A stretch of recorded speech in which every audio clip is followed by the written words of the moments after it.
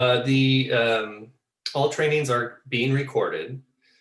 We don't know how long it'll take to get them published, but they'll be up as soon as possible.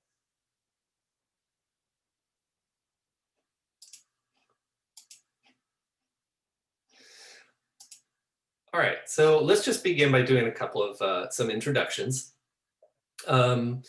And just state your name and why you decided to attend this training. So my name's Steve Piercy. I'm a web application developer who is a freelancer, self-employed. So I am a one-person business.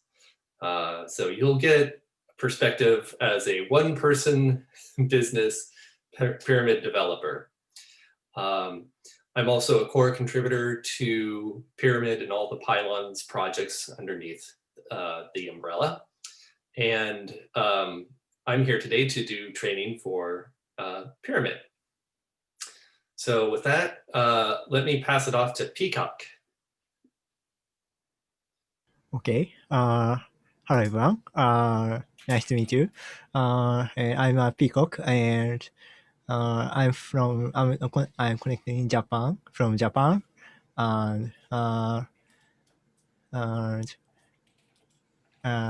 work in Japan, CMScom, Terasan's company, and why I decided to this training is I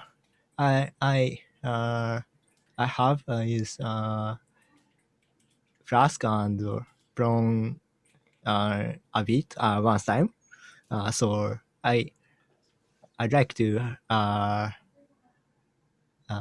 learning other another web framework for Wax. So nice to meet you, and please help for English. Thank you. Don't worry, I will speak slowly and clearly as best I can.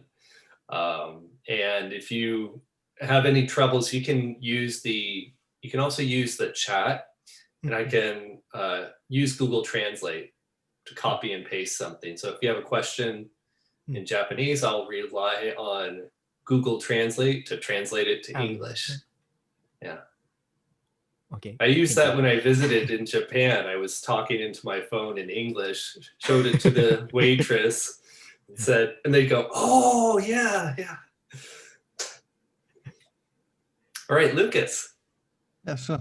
I'm Lucas Gutziel from Germany, and I'm working at Interactive GmbH in Cologne as a software developer for some years now. And I've chosen this training because I've worked with a couple of frameworks now, but not Pyramid. And yeah, that's why. And yeah, also I would like to try to see how this works, how fast you can build a website, for which purpose is it. And I often hear that in the other Plone conferences already. So there was last year there was a battle between Pyramid and Gutina, and yeah, so I'm very interested in seeing how fast it can perform and for which solutions it's good. Excellent, thank you, Alexander. Hi, I'm Alexander Löchel, also from Germany. I'm an IT manager at Germany's largest university, the Ludwig-Maximilians University. And I'm also a long-term Plone community member, started with Python and Plone 2003, was in the Plone Foundation Board of Directors for 6 years, and now for 4 years in the Plone security team, and mostly doing now other topics, mainly management things, but sometimes still some code, and that mainly in Pyramid with OpenAPI. So like Nick has done the training last year. It's very nice, and I hope to see some of the parts that I'm still not totally understand. So the permission and authorization system a bit covered in this training.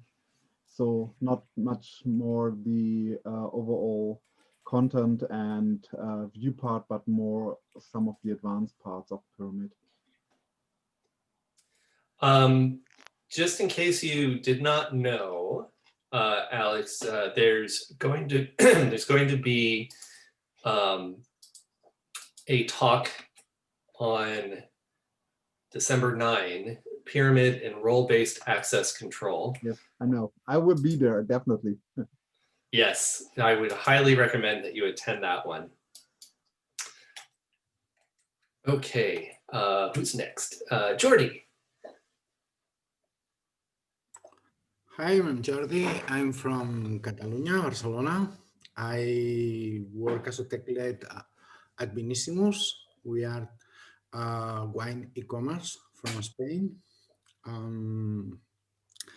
I just arrived there and found an old rope installation, and then I started there as a Django developer, but then I started digging inside rope and all the technologies around it. And it was amazing. And also I discovered Guillotina. Later I joined ONA, where I worked with Nathan and Ramon with Guillotina. And I like a lot all around the job Plone community. Also Pyramid, it's something I like a lot, how it's designed and how well it's integrated.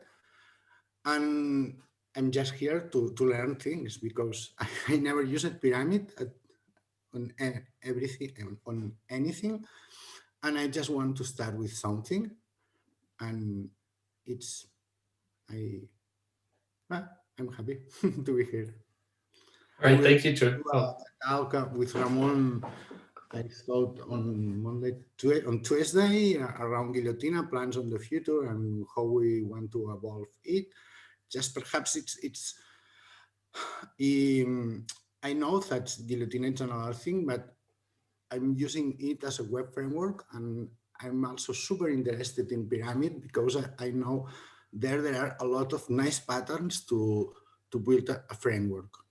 And I'm here just to learn things like this kind of things. Guillotina it's on the end, it's something like a child of the parents. No, parents are Plone, Pyramid, so no, Guillotina it's a baby that it's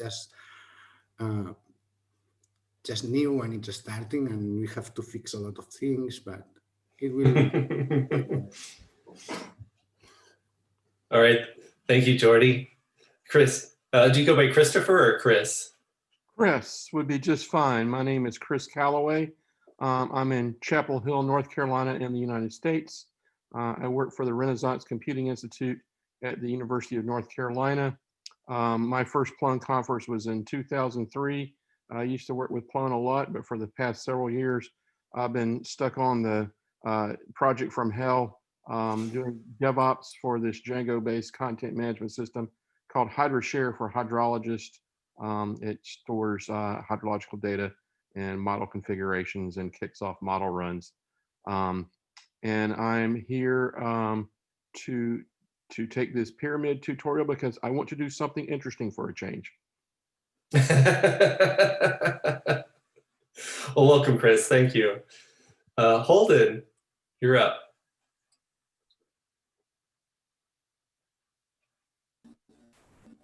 Okay, let me try this. Can you see me? Yes, and we can hear you. Yeah. So hi, everyone. I'm happy to join this training. To Steve during the 2018 conference in Tokyo. Yeah. We were together in the Plone training. Yeah. Yes. Just I've heard a lot about Pyramid, but haven't really tried it. I actually have here an old Pylons book, but I've never really used it because we developed in Plone. Yeah, Mhm. but I'm very interested to learn, so I'm happy to be here. All right, thank you, Holden. Paul Rowland, are you participating or just monitoring? I think Paul is just monitoring. All right, let's move on to Dio. He is using chat, so if you all can see the chat message, I will not read that for you, but let's see. Actually, I'll just summarize. He just wants to, or she, I'm not sure. They want to have an idea of what makes Pyramid different from other web frameworks, especially how authorization works. And they're a solo developer in Nigeria. Next up is Paul Grunwald. Hi, sorry, my video is not working, but I think audio works well.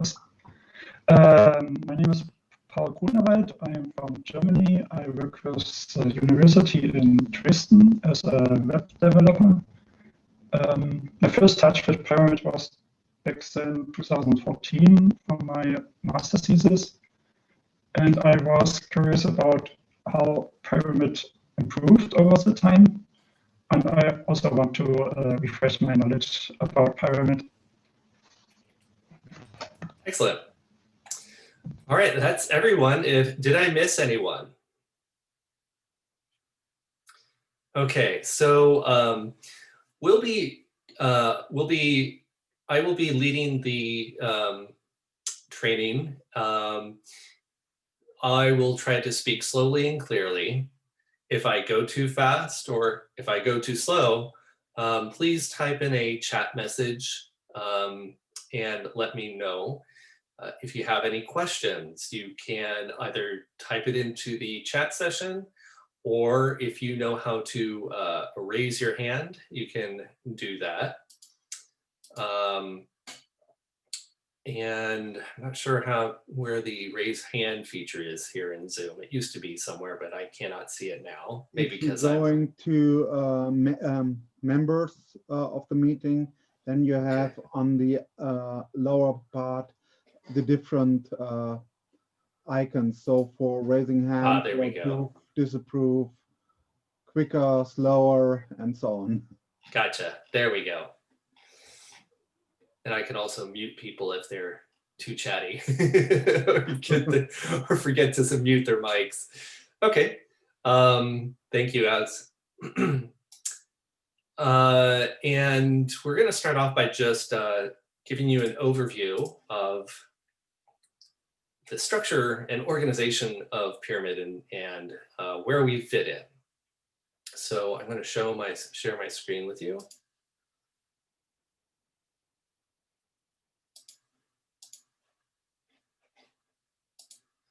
And hopefully this looks okay.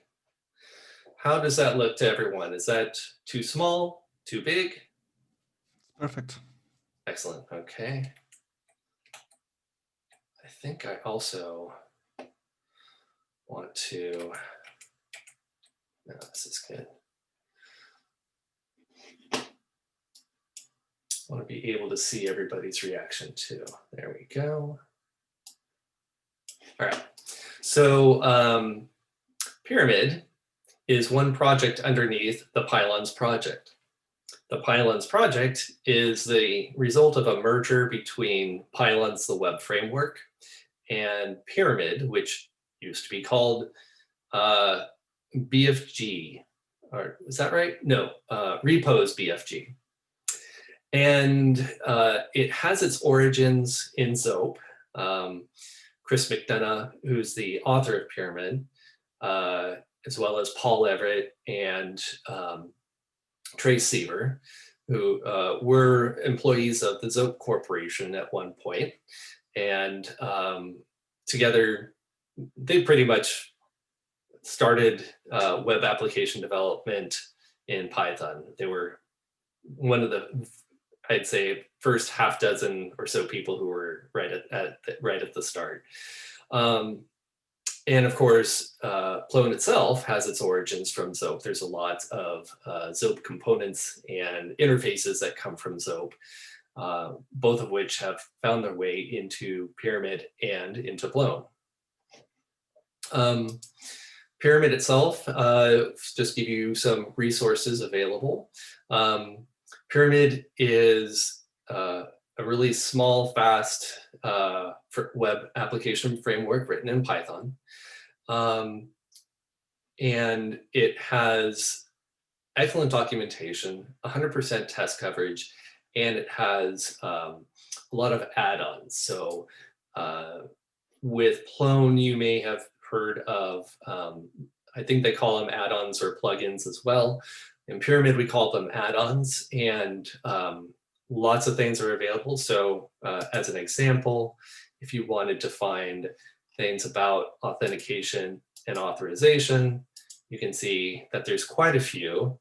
And this is by no means a comprehensive list of different authorization and authentication add-ons. There's lots more on PyPy. But these are the ones that seem to have stuck around the longest. Pyramid also has, as far as its documentation, it's available in several formats. Today, we're going to be using the quick tutorial for Pyramid. It's one of the tutorials underneath Pyramid documentation. And our repository is up there. It's github.com/pylons/pyramid. Okay, any questions so far? I seem to have lost the window for viewing participants. There we go. That's better. I'll put it over here. And I want to also see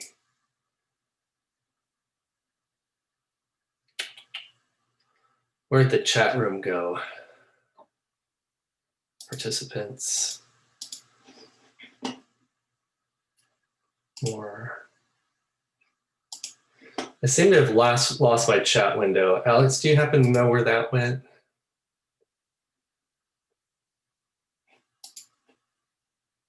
If you presenting your screen, then you should have a kind of menu bar over the presenting window where you can open the window, but the window is normally directly closed if you open the presentation. There we go. I found it finally. Thank you. Okay, cool. So I got it all over there. Okay, so if you haven't already opened up the documentation, I'd like to have you have that available in the background. I just pasted the link in the chat.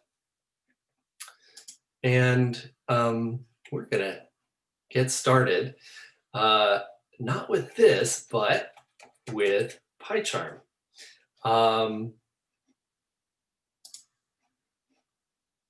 So how many of you have are using PyCharm as your editor? Yeah, I'm using it. I have a Pro license as a backup, but I'm normally using VS Code. I'm using VS Code. Okay. I have PyCharm from work. Okay. I use PyCharm. Okay. I've downloaded it. Okay. Well, I'll do a quick demo of maybe one reason to, if you haven't been using PyCharm, maybe this will get you interested in using it, and just show how quick it is to get started with it. So we're going to do a quick demo. I'm going to start by creating a new project. It will, and I'll just get started with this. And we're going to do actually a pyramid project. When I get this started, it'll create a virtual environment based on, I use PyEnv to manage my Python versions. And I can specify what templating language I want to use on my pyramid project and whether to use no database backend, SQLAlchemy with a Postgres or any other SQL database, or ZODB, which if you're using Plone, you may be familiar with. So as I create that, PyCharm automatically creates a virtual environment for me in my project. It will then install packaging requirements and upgrade them to the latest. So that's pip and setup tools. Then it will install Cookiecutter and proceed to generate a project from the Pyramid Cookiecutter starter, installing all of its dependencies to make a pyramid project. Once it's done that, it pops open this helpful README file, and its contents tell you what to do. We've already done automatically the first 3 steps, so that just leaves the remaining steps. So I'll go ahead and do that right now. PyCharm has a nice little terminal built in.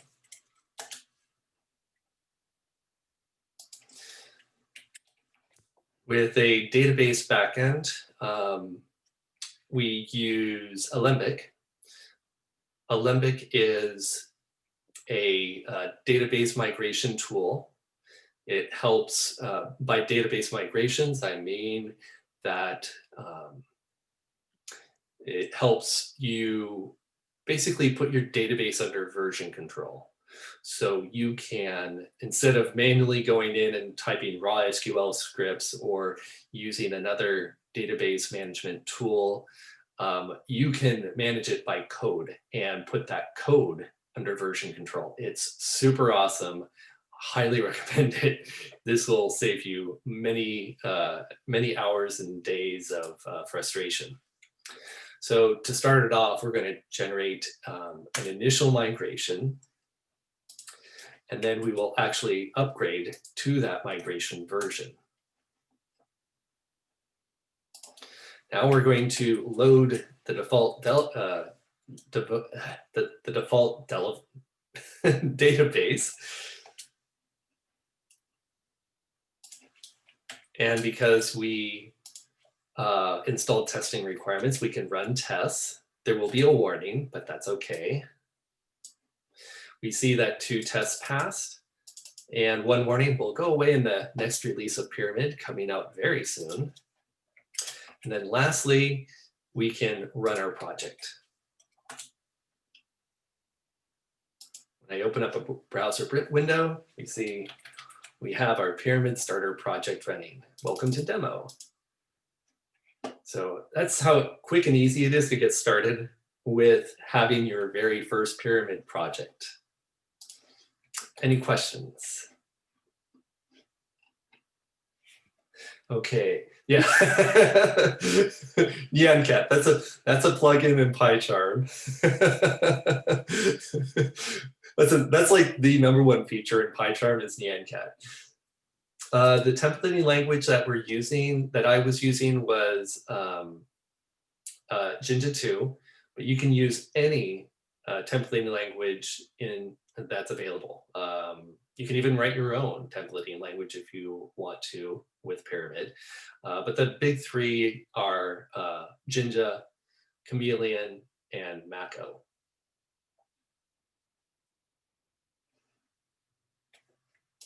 Okay. There's a couple of other things too within PyCharm that are kind of cool features. And if we do have time, I'll just show you a couple of things that make PyCharm really fun to work with. There's run configurations. So let's say, here's one that I like to use by default. PyCharm also automatically generates a run configuration for you, and you can actually start your project. And because I configured it to open up a browser window, it does that for me automatically. There's also a plugin from JetBrains that allows you to do debugging within the browser and back into PyCharm. I'll stop the run configuration. We also can do debugging, which is kind of cool. So if I wanted to debug my project, go into the default view. No, I don't want that one. I want my init. No, was it default? Here we go. I'll set a stop point or a breakpoint, and I'll start running the debug. It starts running, it puts it up in the background. And what's really cool about this debugger is that it can show you all the variables that are happening during the request cycle. So for example, when it gets to this point in the code, I can see that the GET request has been made, and here's all the environment variables that are being sent. Oh, isn't that delicious? So yeah, this is a really cool way to learn how to learn all the inner workings of Pyramid and understand what's happening in the background while doing debugging. I'm going to step into the next line of code, and we can see some more stuff that takes place. So one thing that happens is that we're now going to run this next line of code. So I'll step into that.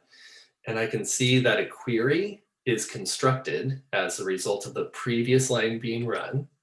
And it actually says select. Here's that select statement. Now, this line will actually execute the query. So I'll step into that. And we can see that here is a database model, and it has a column, it has a row of data that it retrieved, where we have the ID equal to 1, its name is 1, and its value is 1. That's pretty cool, huh? One more feature that I wanted to show about this, I'll keep stepping over return stuff. It dives into some of the other code. Let's step out. But let me go back to my default, and I'll just say run to the cursor. And there it's done executing. Yay. One last feature that's really cool with PyCharm is that when we created the database, if I wanted to view it, I can just double click it to open it. It shows me its schema. Alembic is where it stores the version numbers and stuff like that.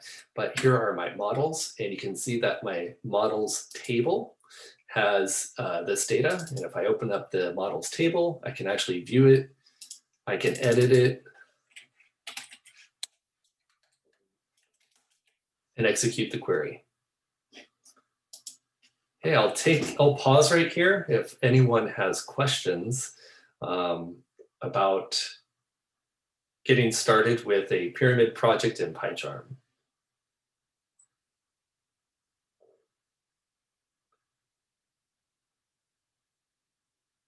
Okay, seeing as there are none, we're going to actually go through creating a project so that anyone can do it. I just wanted to whet your appetite with PyCharm because I love using it. It's super exciting. And if you want to play with this later, I'll give you all a chance to do that. Hopefully, with new technology, there's this plugin for PyCharm called Code With Me, where I can share my environment with you in real time. I don't know if it really works yet, but we'll find out.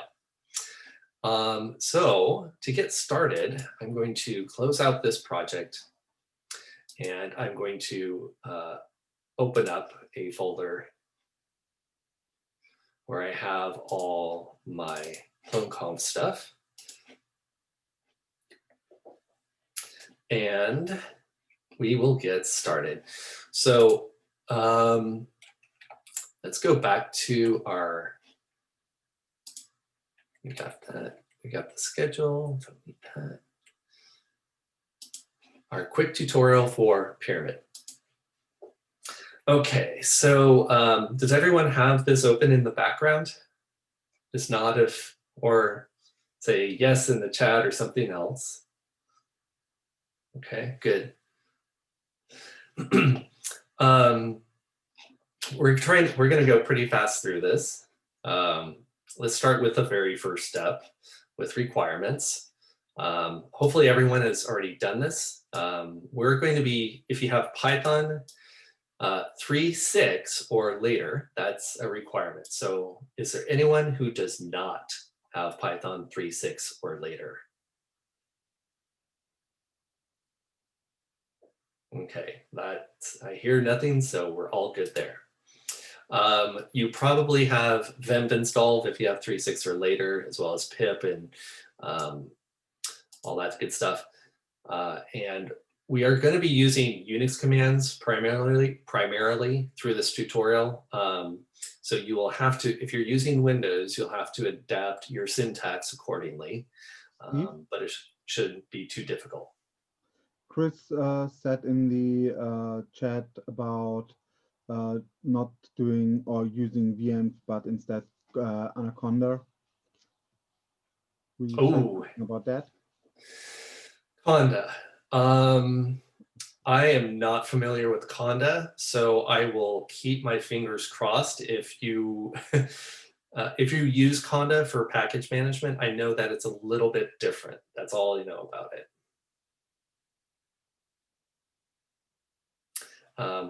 What I'll be doing is trying to keep it as basic as possible by using what comes with your system. And I know that some people just use Conda as their Python development system. All right. So first of all, we already have Python 3, so I'm going to skip over that. We use this a lot. So throughout the tutorial, we're going to be using them as a environment variable. So for macOS, please copy and paste that or not actually copy and paste it, but you'll need to create the virtual environment, create the environment variable them, and for Windows, something like this. So I will go ahead and do that in mine.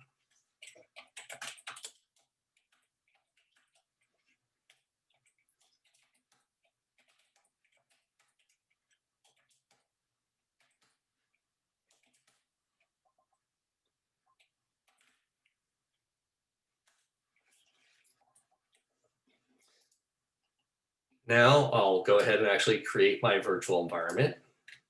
What this command will do is tell Python to run the module venv, and it will create a virtual environment for me at the location that I specified. So for example, if I do echo venv, that's where my virtual environment will end up.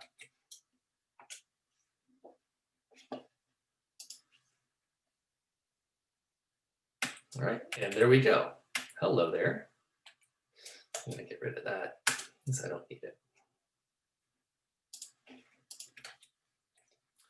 All right, I will now do an upgrade of pip and setup tools because I like having the latest, and they should be the latest with Python 3.9.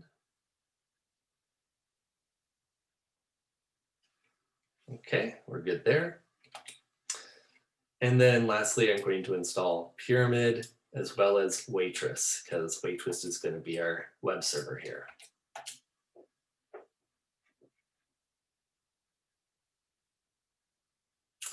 All right, so that's the very first step. Everyone should now have a directory where they're doing their project. They should have a virtual environment set up.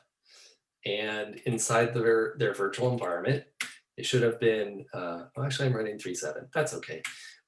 Within your site packages, you should see all the lovely things, including Pyramid, version 1.10.5. Inside your site packages. Okay. Is there anyone who does not have something like this?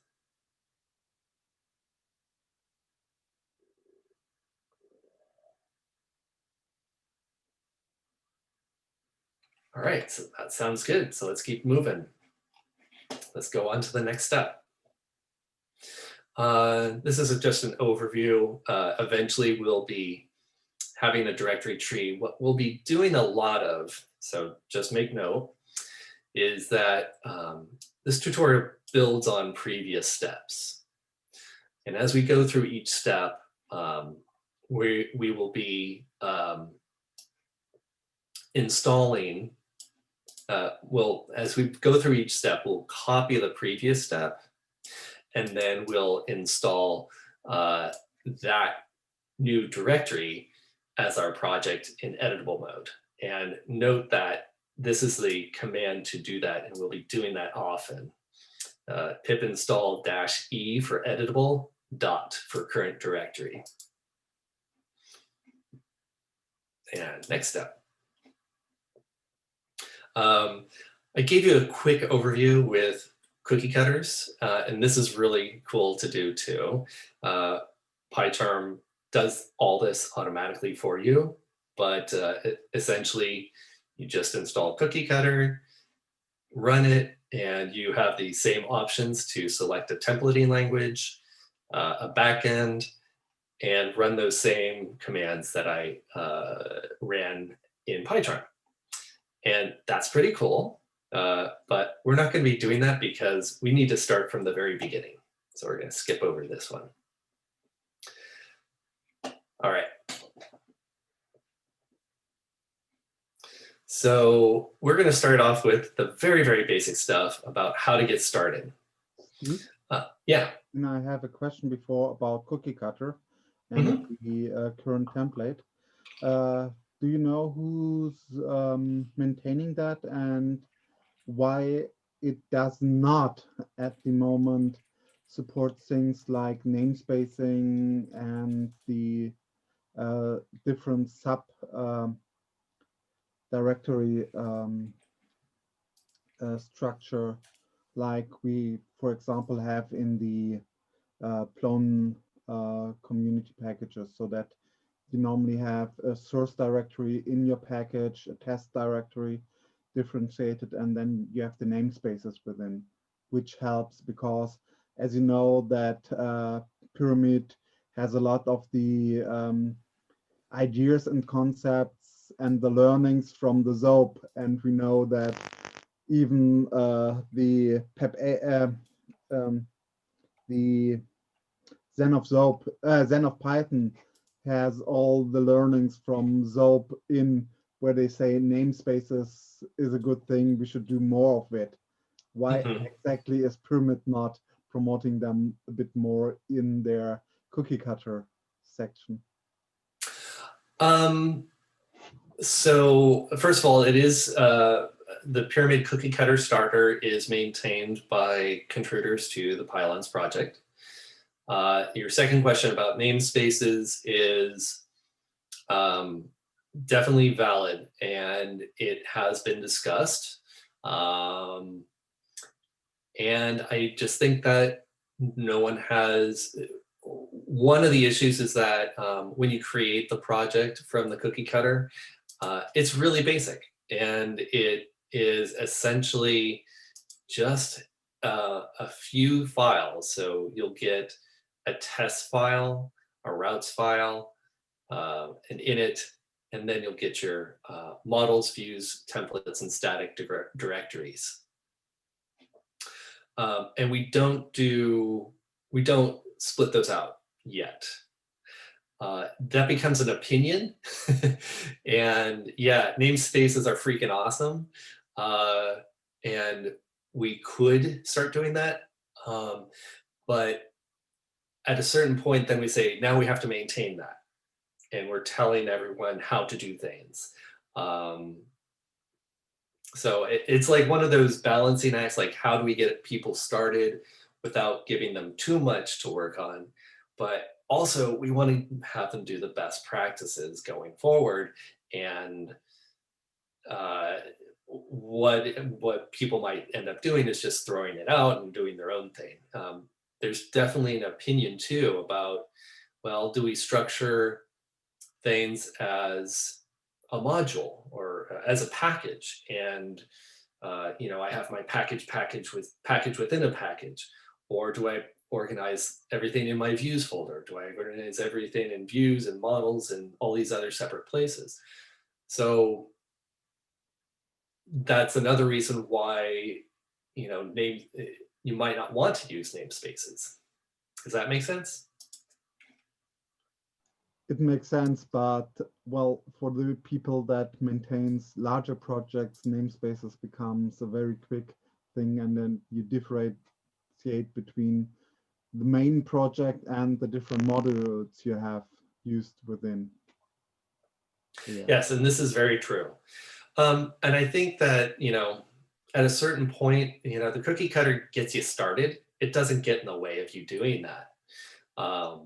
And I think once you have a project that gets to be that big, one of the beauties of Pyramid is that it will allow you to adapt your project to that.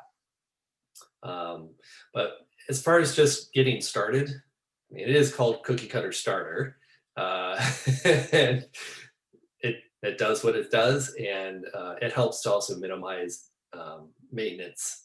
I mean, to be honest, it's like 3 people here are maintaining this cookie cutter, and very diligently. And we get a lot of contributors though.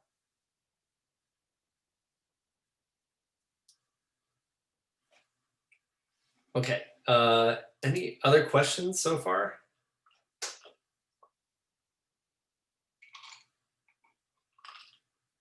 All right, so let's go on to our single file web app and try to get it going. So within our project,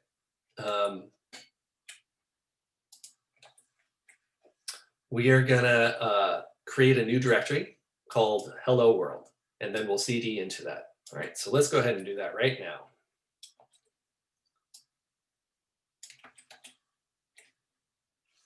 So I'm in my project directory. I'm going to make a new directory and CD into it.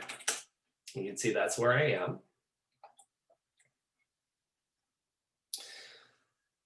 Then let's copy this Hello World app and put it into the file at that location, app.py.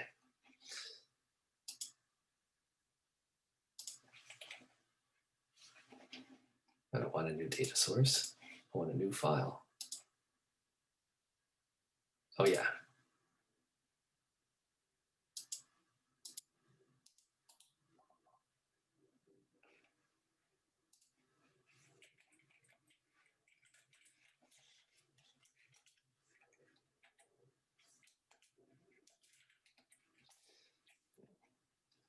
Now we'll run the application.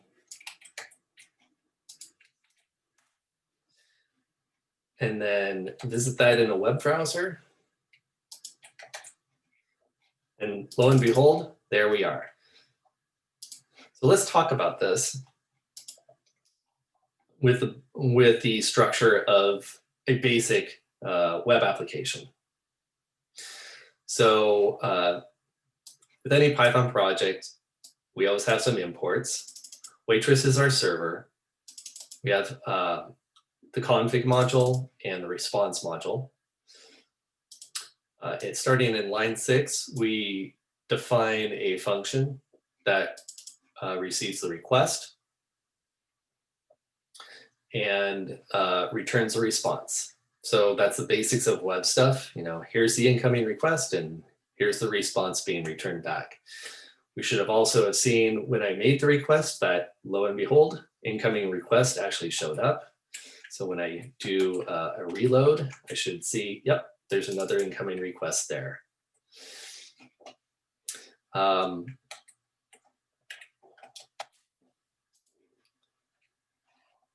In moving down into the actual meat of the application, we we create a configurator object using Python context, and within that we just add a route. And this is something that's unique about Pyramid. A lot of frameworks smoosh together the route name and the URL. And that makes it difficult to do to use something called predicates. We'll cover predicates later, but one of the beauties of Pyramid is that when you specify routes, you can use predicates to say when somebody makes a GET request or a POST request, do one thing, and for the POST request, do another. That's super cool and one of the best things about Pyramid. In the next one, we have a view. This is the function hello world. We tell that for this view, we configure a view that will run the callable hello world using the route that we named hello. Again, this is something that's pretty unique to Pyramid, where we have this separation of the views from the routes and the route names. This is so awesome and adds so much flexibility. In the next one, we create the application to spin it up, and then finally we serve the application. So that's the very bare bones essential for a Pyramid app. Anyone have questions so far?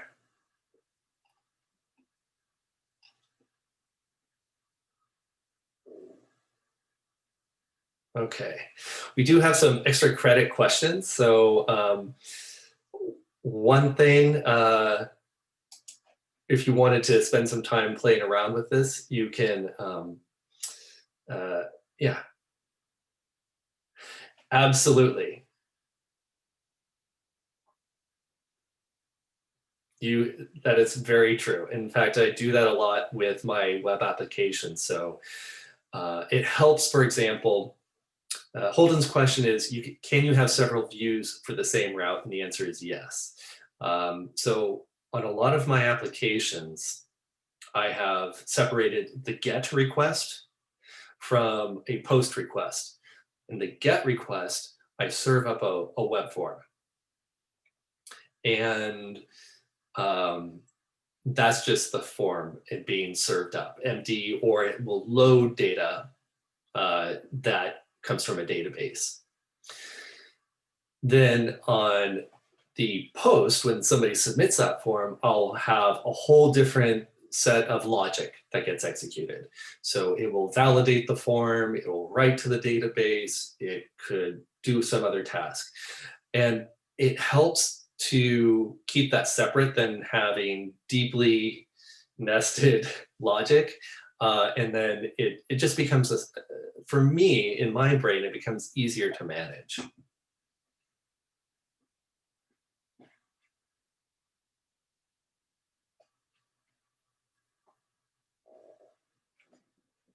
Okay, so any other questions? All right, well, let's go on to our next step in our tutorial. So packages.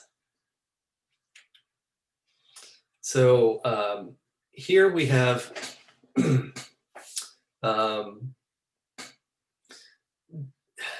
so Python has its own thing about packaging, and a lot of folks get confused about how to structure their own project. We're going to start it off by learning a little bit about Python packaging in general and how that is applied to our project.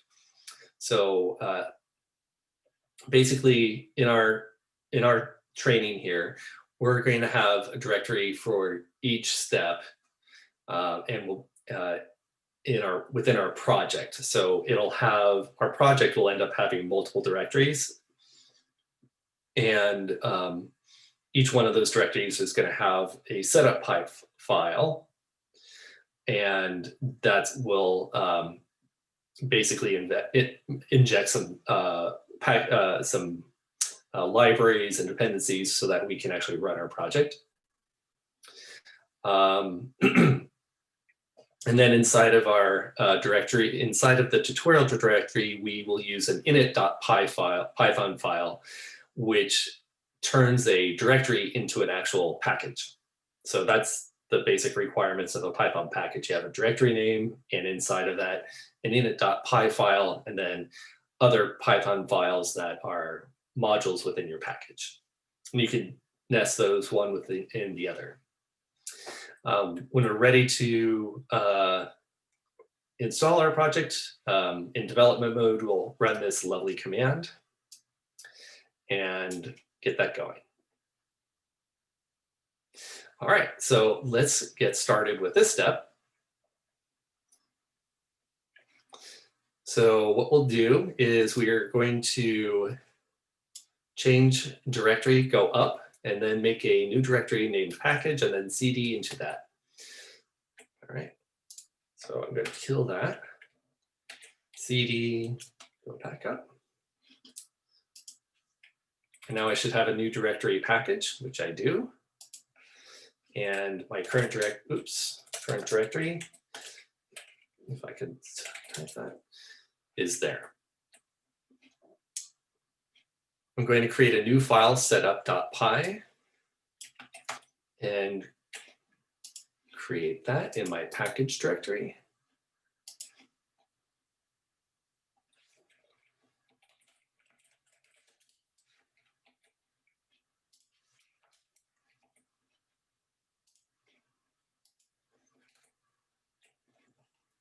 And I will now install it.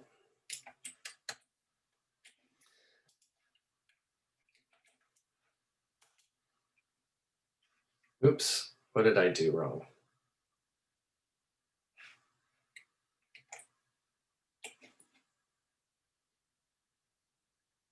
Oops, I forgot, it skipped ahead too fast. And then pip install the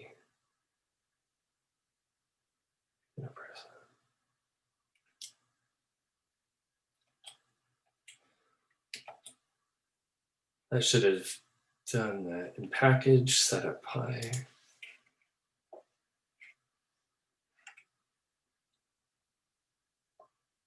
I missed something. I did not. Oh, there we go. Bad copy paste. I thought I did something wrong. All right, let's try that again. There we go. So here I have actually installed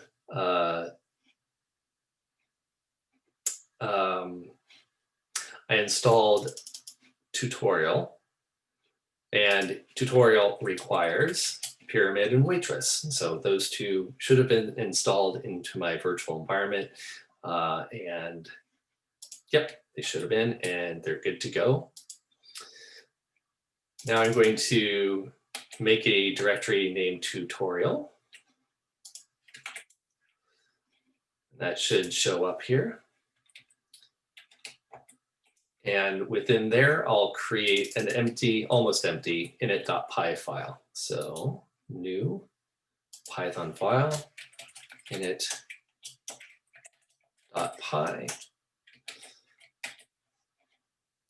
Okay. And one last thing, going to make a slightly modified, I'm going to put this tutorial app.py, create a new file, and app.py. There. And finally, run.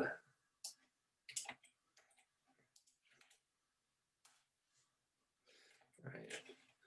And we'll reload. And lo and behold, it's working. And we have incoming request here. So essentially what we did, the difference between this version and the previous version is that this version uses packages. Packages allow you to start using namespaces, and that's really fun. Okay, I see a hand up from Alex. Go ahead.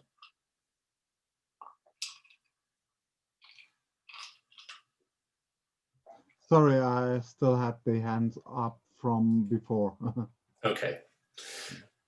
Questions on, are there any questions on this step in the tutorial?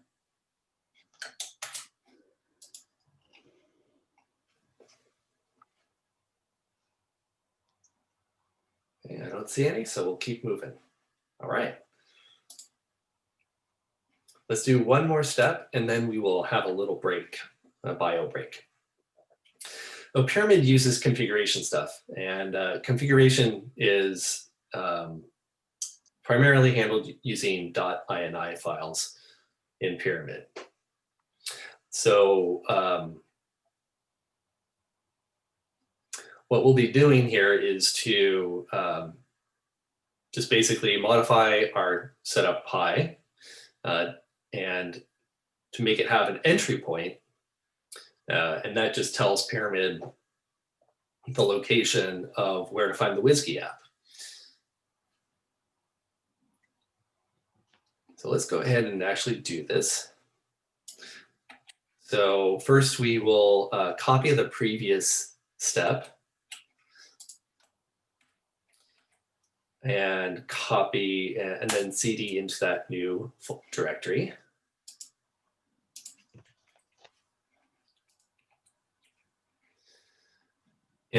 We're going to make a couple of changes here. So we have entry points being changed. That's going to be modified. So we'll make that change in our setup py file.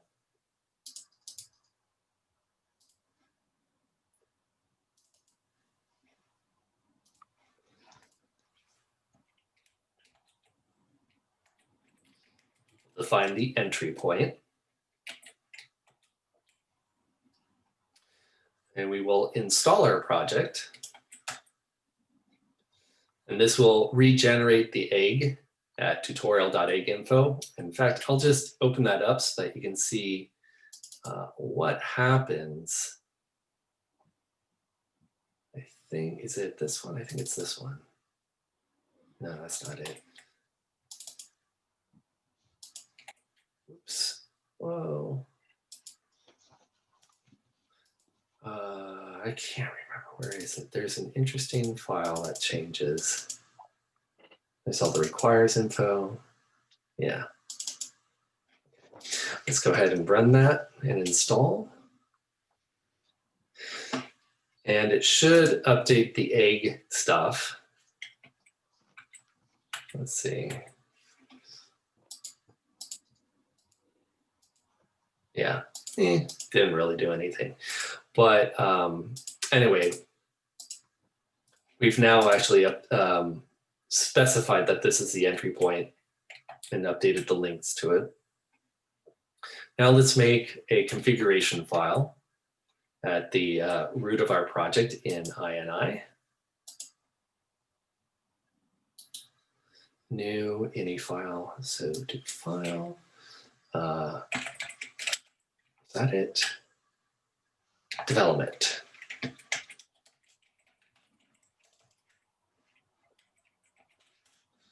Okay. And then lastly, we're going to change our code because we no longer need that import from our tutorial file. That was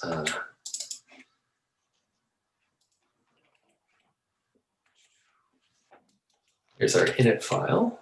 Now we've actually got something there. And now we don't need the app file, so we'll just get rid of that.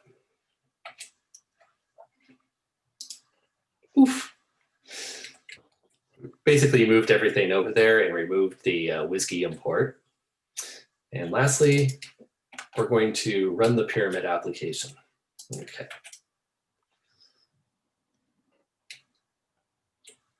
Oh, man, why did it do that?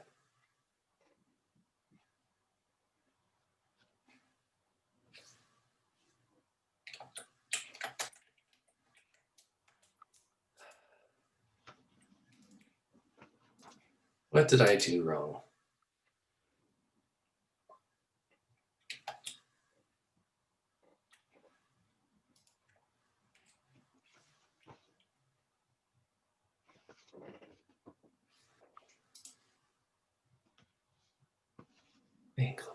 Let's see what I did wrong here. Let's double check my steps. Let's do this. Set up Py. I know I did something wrong. Okay, setup Py is the same. No, that's the problem.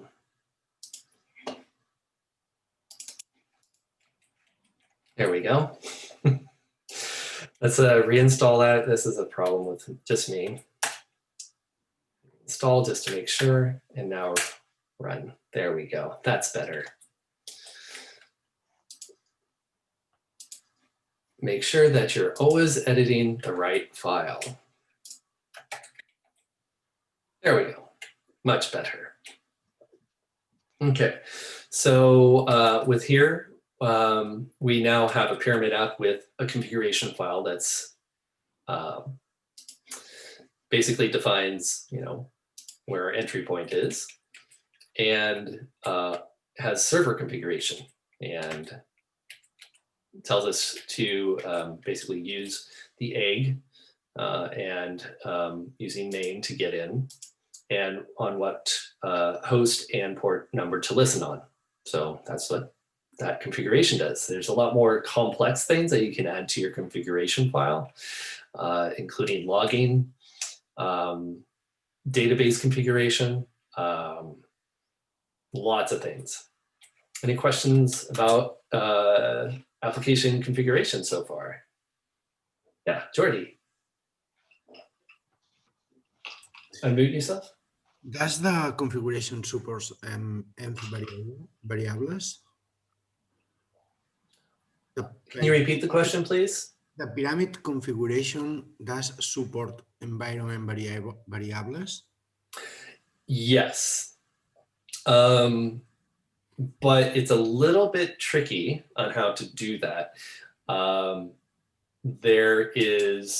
You have to specify a function that will load those variables. This is actually, know exactly what we're talking about. There's actually a question there. Pyramid environment variables. This was recently done. I think.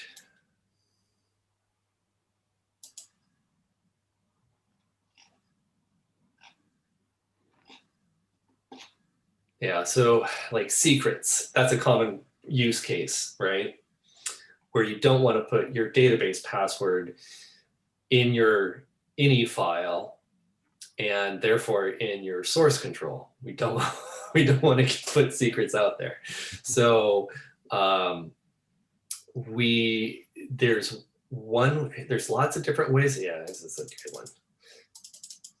So your environment database URL, this is one way of doing it. And I know I will find this.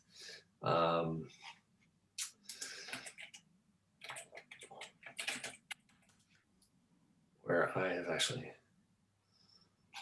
this was recently done. Shoot. I know.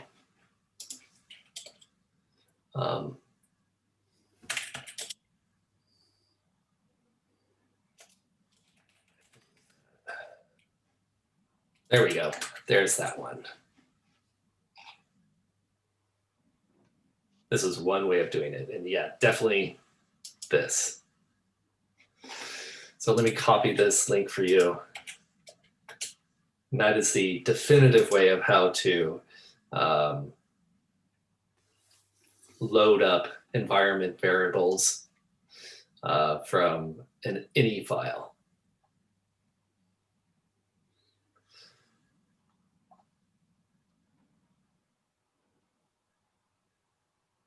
Because it's kind of not the greatest way, but you do have to have this function to load things.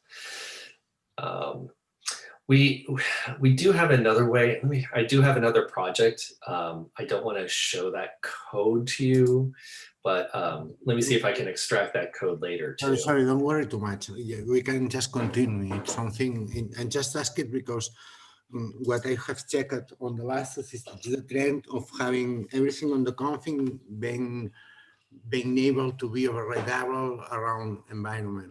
Just like if you put your application in a container, you can just change environment variables and it works. But it's something that it's, I'm pretty sure there are solutions. Don't worry. I can. Yeah, there's a million different ways to do it. Yeah, I know. Okay. So are there any questions on configuration so far?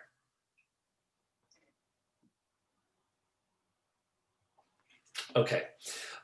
With that, we are about 1 hour in. So let's do like a 5-minute bio break. So if you need to step away from your computer and have some personal care time, well, let's do that. And we'll be back in at 7:18.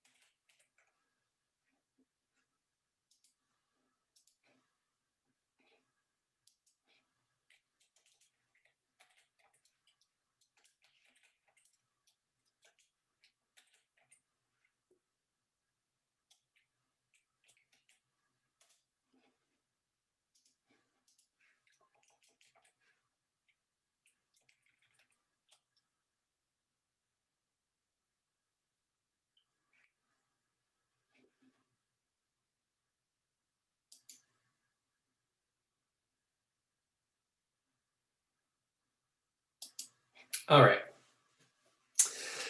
So, Jordy, here's a quick answer. Basically, if I define this function, it'll just use Python's, well, I didn't import it, but you'd have to import os, and it will actually expand the vars that you have in your environment, and be able to load those, basically put that into a settings object.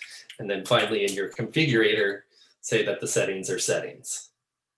That's another way of doing it. This way. I prefer this way. Pretty cool. Yeah, yeah. And I know I got this from somewhere on Stack Overflow. So there's like, it's interesting. There's like 3 or 4 different ways that I've seen on there. And this is the one that stuck with me. All right. Okay, so we're going to go on to the next step in the tutorial. This time I'm going to close all the files so that I don't edit the same ones again. I won't make that mistake again. Okay. And go on to our lovely debug toolbar. Now, I already showed you how to do some debugging in PyCharm, but if that's not good enough for you, you can always rely on the debug toolbar. And this is really cool. So let's go ahead and jump right in. So we'll create a new directory, copying our previous step into the new step, and then we'll be in, hello there, debug toolbar, and in the right folder. We're going to add a new extra for development purposes. I'm going to copy that very carefully and define an extras requirement. That'll go into our setup stanza. So let's go ahead and do that. And actually, I think I just realized something. I should be doing this.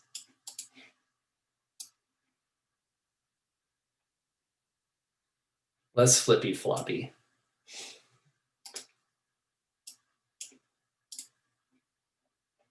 And of course, because I can't edit it, I don't have something in my editor. So let's open up my editor. And now I can actually resize it. Ah, so much better. Yay. Isn't that better?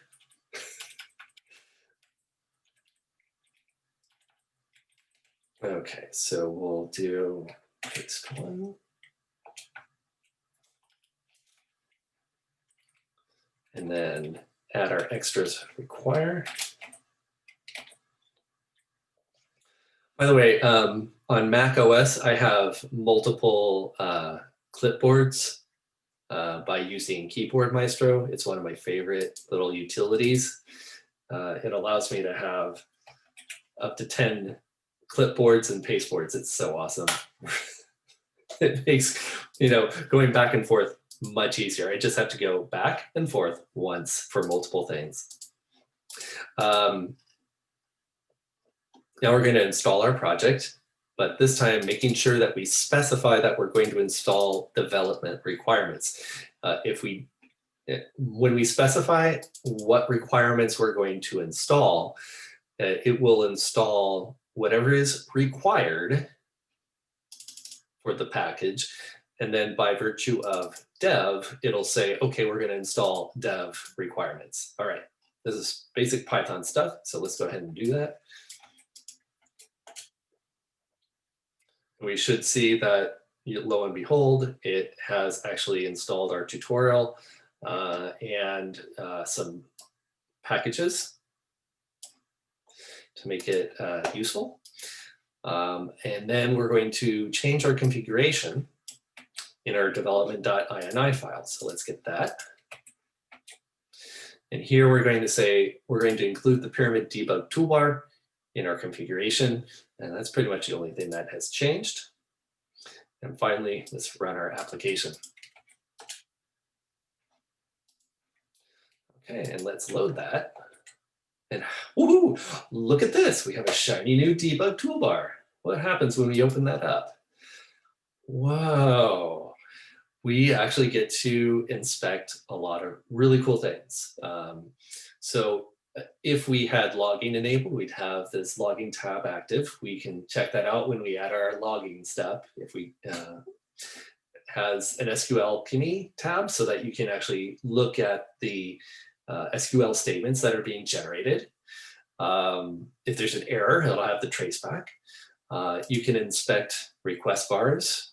Hey, this looks kind of familiar, doesn't it? Like when I was doing the debugging in PyCharm, all this stuff is here. And there's a new tab, this was just added, is some session stuff. And so if you have sessions now, you can actually inspect your session variables. Really cool stuff. And so that's a quick tour of that. There's additional things like if you wanted to see all of your, the introspection allows you to basically run the P scripts, which are the paster scripts, and they allow you to inspect your views. What have we got here? Yeah.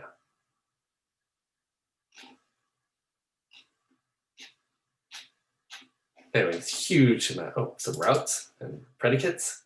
Yeah, lots and lots of stuff.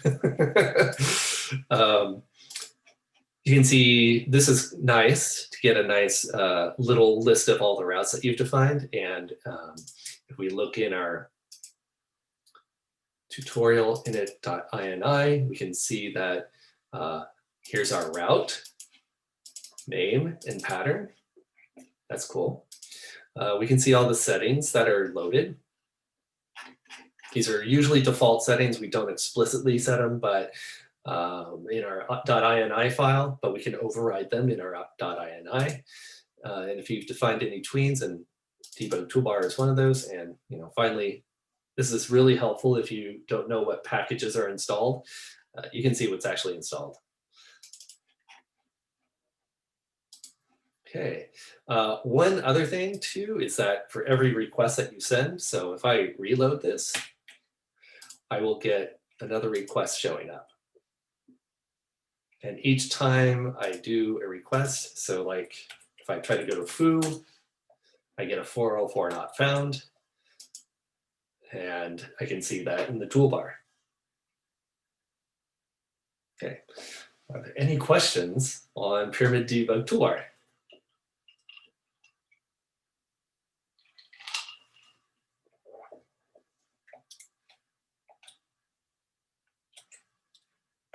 Okay, well, I think we can keep moving on to the next one. Let's go to our next step. Tests. So if it ain't tested, it's broke. If you don't got tests, it's broke. So make sure that when you have your application, that you have it fully tested. And that's kind of like, it's our mantra in Pylons project. That as well as if it isn't documented, it's broke. So documentation allows other people to understand what they need to do to use your project.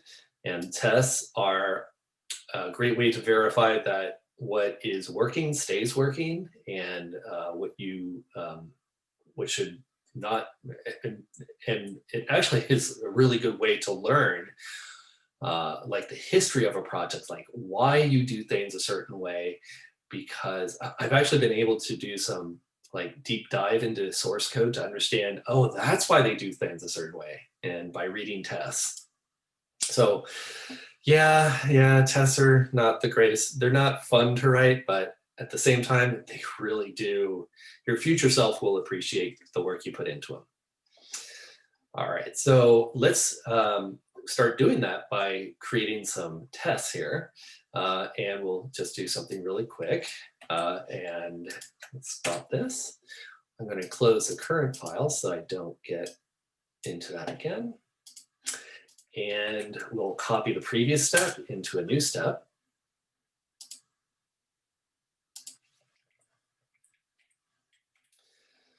And in my setup.py, I'm going to add a new requirement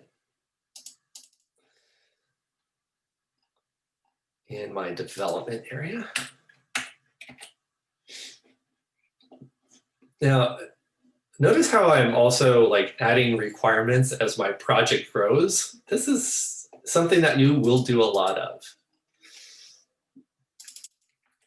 Since it's in the dev stanza, I'm going to have to run pip install e with a dev in there. So I'll do that. And this time it will install the tutorial with PyTest. Ooh, look, there it is, latest. And now I'm going to write a test and put that in test.py, unit testing tutorial. Now, of course, you know, it's not a good practice. I'm going to say that you shouldn't do this, but I'm doing it anyway. It's not a good idea to put your tests inside of your package. These days, what the best practice is to put a test directory as a sibling of the source directory. And even this is not the best practice. What we want to be doing in the future is from your root, you'd have a src directory for source, and then nested within that would be your project name. And then a sibling to source would be your docs and a test directory. This way, when you actually distribute your package, you do not distribute docs or tests. You only distribute your source code in your distribution. This makes it lighter for people to use, and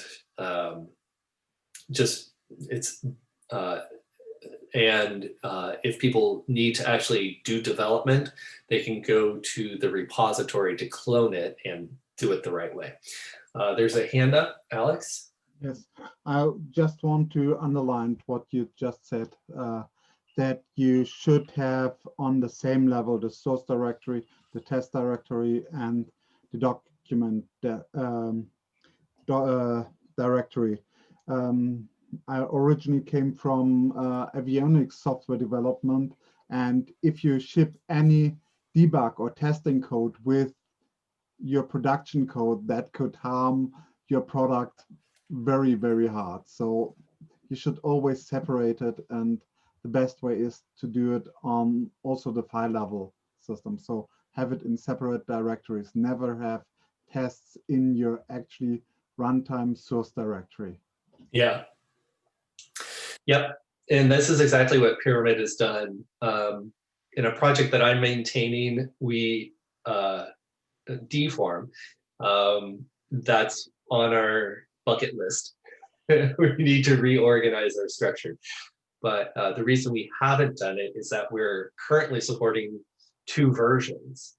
And until we are ready to actually cut the release for the on the master branch, we're dragging our heels in actually changing it. But I think at some point we're just going to have to rip the Band-Aid off and do it for both versions, and then it'll be able to stay in sync. That's always just been, yeah. Anyway, this is a way to structure it, where you have at the root of your project, you have your docs, you have your source / your actual project, and then test directory. So Pyramid is a good example of that. All right, so now that we actually, did I set up the test? Yeah, I put tests in there. Let's actually run these tests and see if they pass. Fingers crossed. Woohoo! So we got 1 test passed. There is a warning here, and this says, you know, the imp module has been deprecated. And this is also a really cool thing too about writing tests, is that you get deprecation warnings. Here, this warned us. In fact, this warned us about an upcoming issue with how Python moved around a lot of stuff underneath us. So we fix this in the master branch, and when Pyramid 2.0 final is released, this warning will go away. So another good reason to have tests.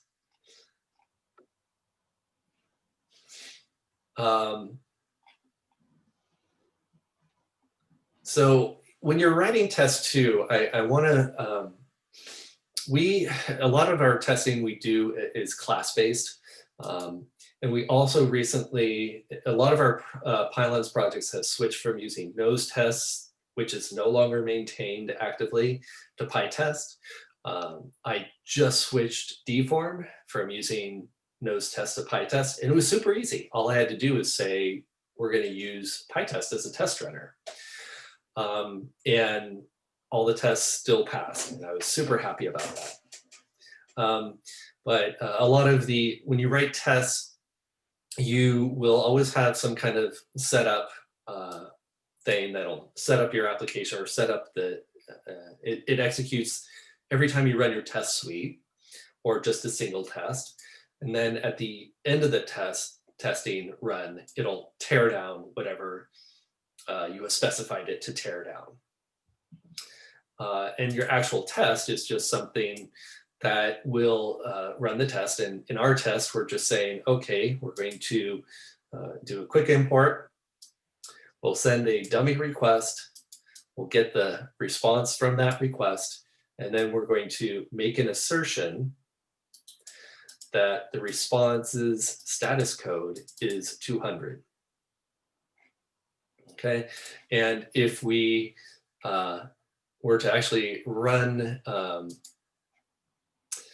our project,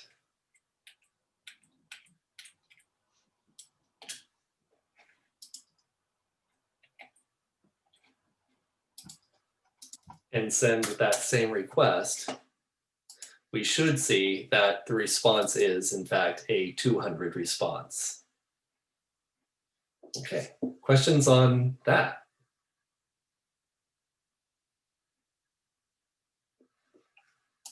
All right. Let's keep moving on. So we're still doing a lot of Python basic stuff, but let's get into some more stuff with Pyramid now with WebTest. This is where you're really going to start using testing your actual Pyramid app when you're sending a lot more complicated stuff, and make sure that everything performs as you want it to. So in the previous step, we were talking about unit tests. Those are the things that just test your code. But when we want to send an actual request and inspect it a little bit more deeply, this will actually simulate a full HTTP request against your application and make sure that that what comes back in the response is what you expect. So let's go ahead and dive into that one. So let's copy our previous step. And let's close the files so I don't do that again. Now we're into functional testing. And we're going to add WebTest to our setup py in development. We will install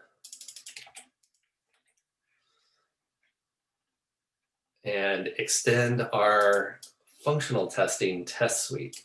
This is going to be fun. Tutorial tests. Make a few changes. Boom. Scroll this down a bit. All right. So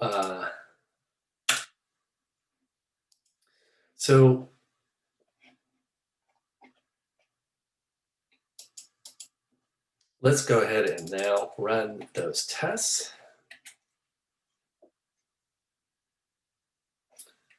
I did a bad copy paste again. Bad Steve. There we go. Try this once more time. There we go. Now we see that we had 2 tests run and they passed successfully. And we got the same warning again. Yay. So this basically ensures that our app is fully tested it has our functional test as we did before.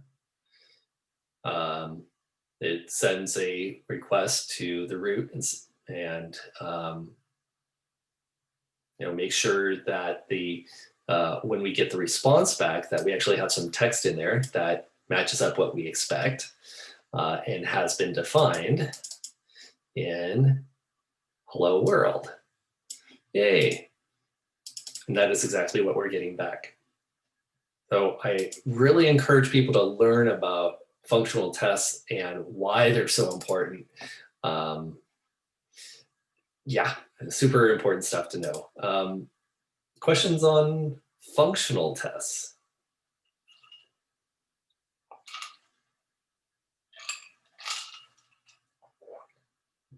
All right, let's keep moving.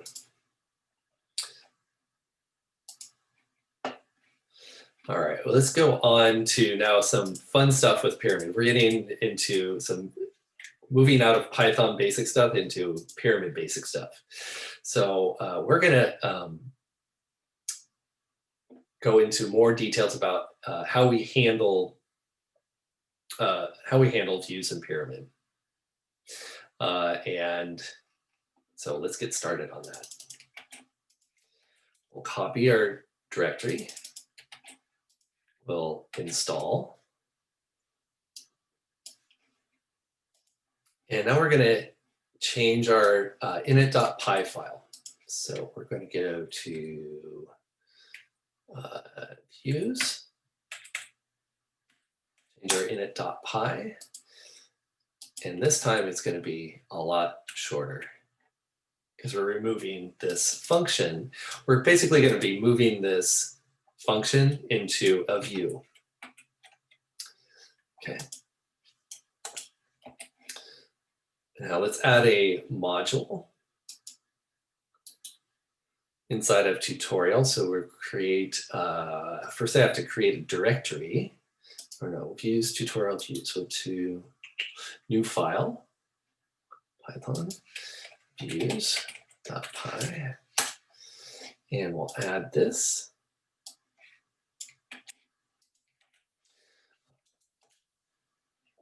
And as you can see, here what we're doing is that we're configuring a route. Actually, I'm sorry. Let's start back here. First, we have our view. We have a home, and it's callable, and a hello view. These are two different route names. And we'll get to that in a second. Oh yeah.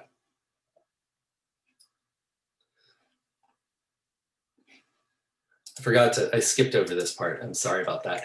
But in this step, we actually we have two routes now. One is home and one is /howdy. So home will have the slash as the pattern to match against when the request comes in. This route is named hello, and it will return the callable defined by that route when the request is /howdy. In our views, the home route, this gets by virtue of when it uses a scan, a config, when Pyramid does a config scan, it will we have actually decorated this function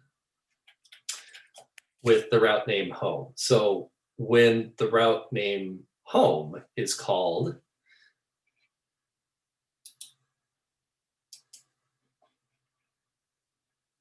right? So when the route name home is called by virtue of calling slash by itself, the route home will be referred, and by virtue of this configuration, the home function will be called.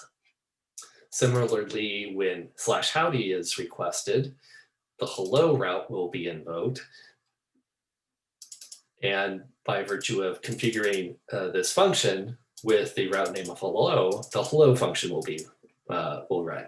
So this is like the very basic stuff about how Pyramid can run, how it runs different views based on the URL that's requested. This is called URL dispatch. And it's one way of configuring Pyramid. There's also traversal, which is very familiar to Plone and Zope folks. We won't go into that a whole lot, but anyway, this is like the URL dispatch is the most basic part. Okay, so let's continue. We'll update our tests to accommodate these two views. And then finally run the tests.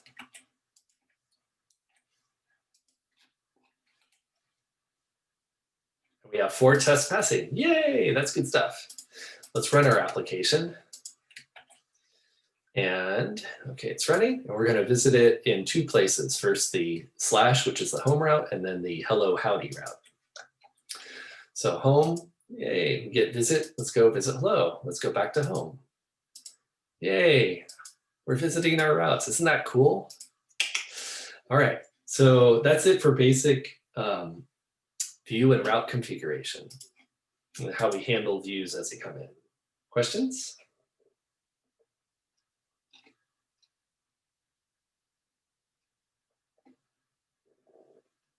Okay, all right, let's go on to our next step. And using templates. Now, we're not going to go into all the template languages possible. We're only going to work on one. And we're going to work with Chameleon because that seems to be useful for people who are used to using Plone.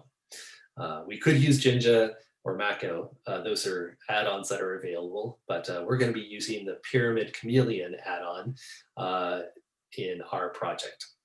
So let's get to working on that.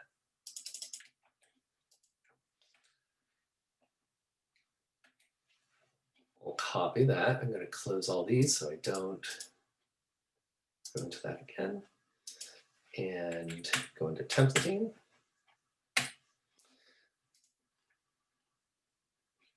Let's add Chameleon to our setup.py. Underneath it's a requirement. Now this is something, make sure that you put it in the right place. Pyramid Chameleon is required by your app in order to use the templating language. So it won't go in dev. Install that.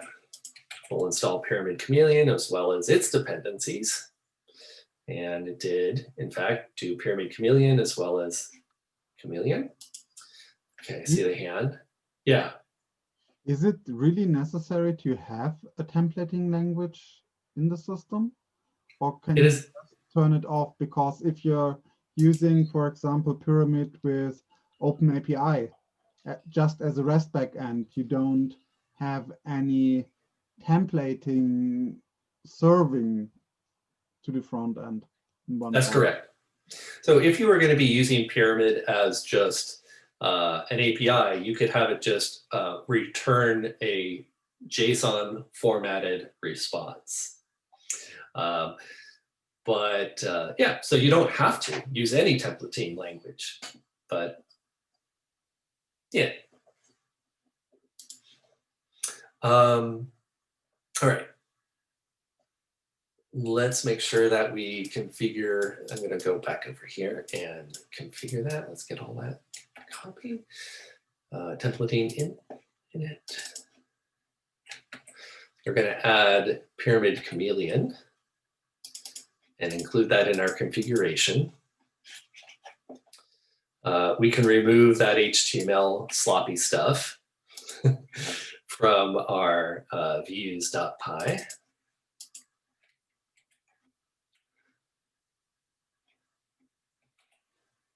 Oh, it's so much nicer. In fact, as you can see, this is actually a good, going back to your question, Alexander, as you can see, this is almost, that's JSONic, isn't it? I mean, it's a pyramid, it's a Python dict, yes. But we could also return a JSON object if we wanted to. But what we're going to be returning on this request is a Python dict, which then gets filled in by the template. So we'll actually do that. Our template here, we'll put that in this new file. New chameleon. Where are you? There we Actually, go. Steve, Yeah, go ahead. it also work if you just transfer JSON to the template, because the difference is that some of the serialization done implicit by Pyramid is not the same. For example, if you're working with date times or date objects, there's really a difference. But for all the other stuff, it should work directly. Exactly. We will, there is a step in this tutorial about how to change the response object. We will get to that one. So hold on tight. For now, what we're doing is just returning Python objects, and then those are consumed by the tutorial, by the template. Yeah, but you're right. We will be doing that. Okay. We also want to, this is nice too, when you're doing development. Sometimes you just make a change to your template file. And you want to be able to just reload the template instead of the entire app. So I will actually demonstrate that shortly. Let's update our unit tests, or actually all of our tests.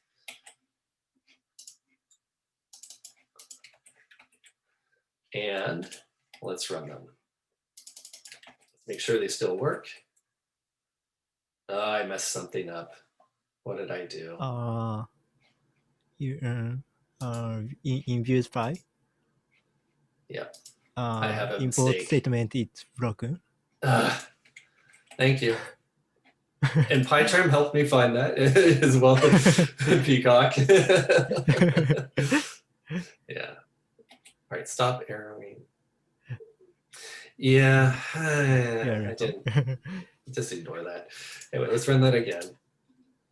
There we go. Now we got our passing tests. Now we can run our app. Okay, and let's visit. And there's our home view. And there's our howdy view. And you can see that each one updates according to the name that was passed in. Okay, now let's actually change this.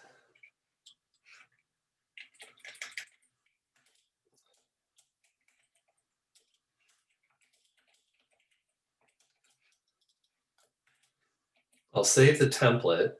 I hope it works. And lo and behold, it did actually work. Note that the app did not have to reload. I did not have to stop and start the app. I just was able to, in the background, there's a package called Hupper that is monitoring for changes to templates and other source files. And when you have in your configuration to reload templates like that, it'll reload the templates every time you make a change to them. Okay. Any questions on this step on templating? All right, let's keep rocking on. Let's go on to our next step.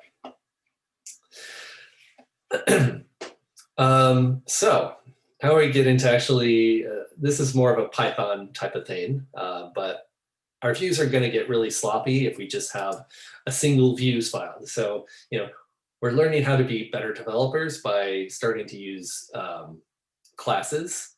So let's start doing that. Let's stop our app, close all the files, and copy the previous step to this step, install it.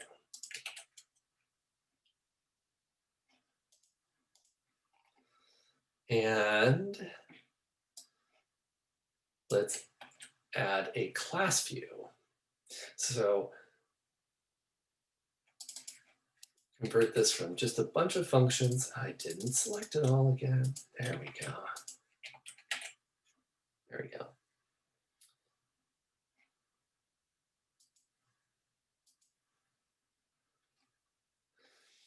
So you'll notice that, so why would we do this kind of classy type of thing? Why would we use classes?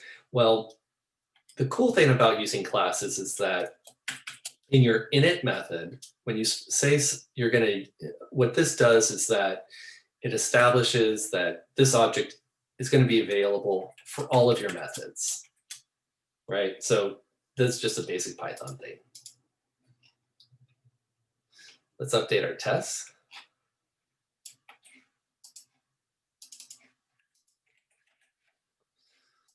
Run them.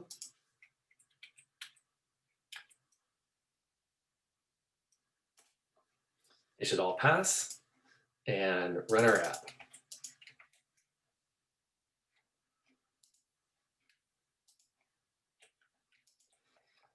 Okay. And we see that, yep, our views are still working. That's great. So this is just, so in this step, we were just basically looking at how to better organize our views. And this becomes super helpful as well, especially because, you know, if you wanted to navigate around into certain things, oops, within your views, it's easy to do this in, you know, finding out where you want to go within your project. PyCharm also has this really nice thing too of being able to say, where do you want to go? And it'll show you where you want to go. Okay. Any questions on class views versus just playing a whole bunch of functions and methods? Okay, yeah, it's a pretty basic one. All right. Let's go on to our next step for handling web requests and responses. So here, I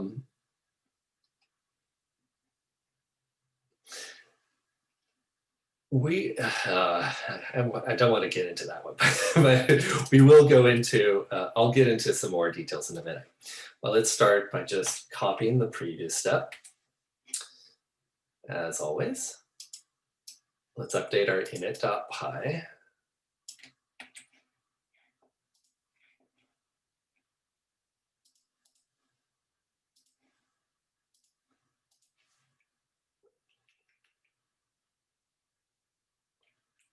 There we go.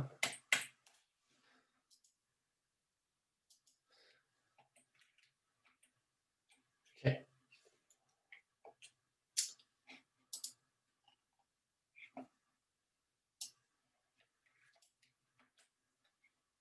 And we only need one view now.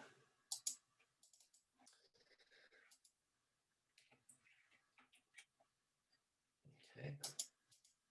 And finally, we're going to update our tests accordingly.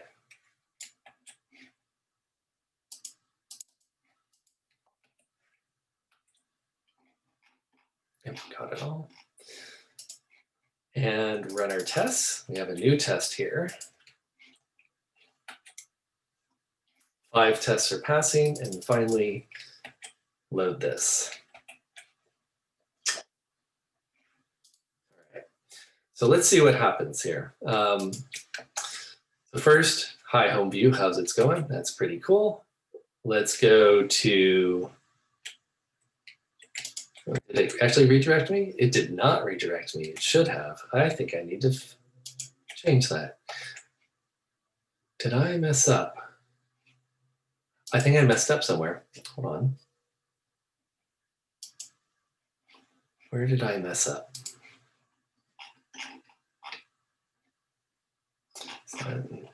So let's check. Request response development. Okay, I'm in the right place. Tutorial init.py from home playing. Yeah, that looks good.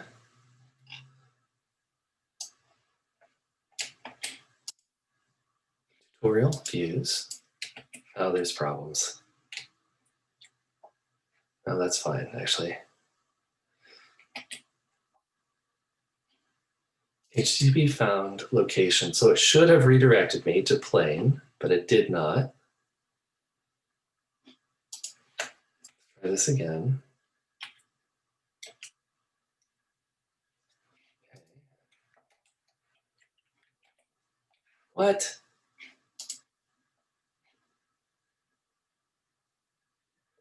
Did I remove a route? I think I removed a route. No, it's there. Oh, so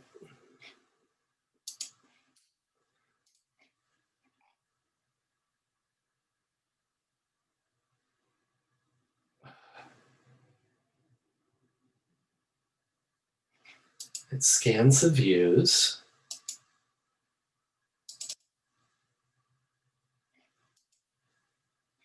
Oh dear.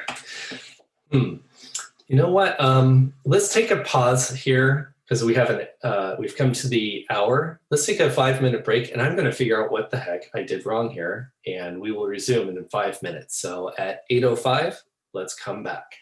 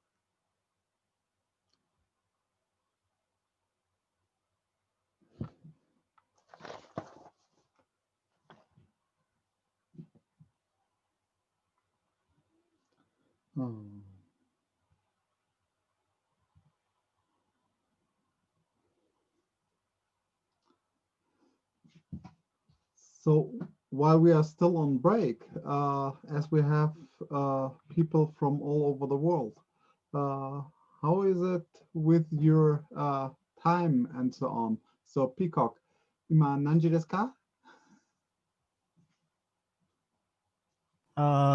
In JST. So Yeah, it's very late already. It's 1 o'clock. it's midnight. Yeah. 1.2. 1 o'clock about. Everything daijoubu? Yes. Yeah, I got up late today. So I hope you enjoy the training and everything. How is it for you, Deo? Oh, do you enjoy the training? Do you understand everything? I think you're also on the European time frame, aren't you?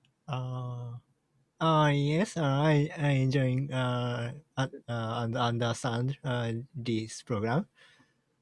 And I can't detail of pyramids context, but almost sorry,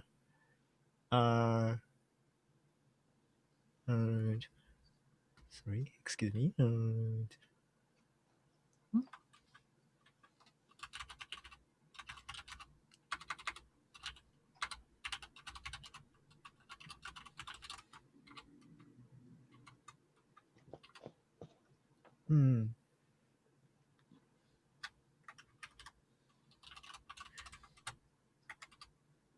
Overview is fine. Yeah. Okay. Mm. Cool. And the other one who's muted and didn't show their video all the time. Are you good following Steve with the training? And any questions or so from there? Chris? Everything is good for me. I understand what he's doing. I can follow along. What I started doing was just watching him rather than trying to do the examples, because flipping screens back and forth doesn't allow me to keep up. You know, he'll ask if there's any questions, and I'm typing or cutting and pasting something, usually 2 or 3 steps behind. So I just decided I just needed to watch him. And since it's being recorded, I can do it in slow motion or stop and start later. Perfect. How it's about you, Jordi? You're muted. Jordi, you're muted. Yeah, I'm fine. I'm just my example. It's working. I'm not sure why, but it's working. Okay.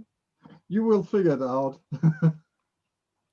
The tutorial, the online tutorial is very, very good. So yeah. Yeah, perhaps it should be updated to PyTest using fixtures. It's like a bit.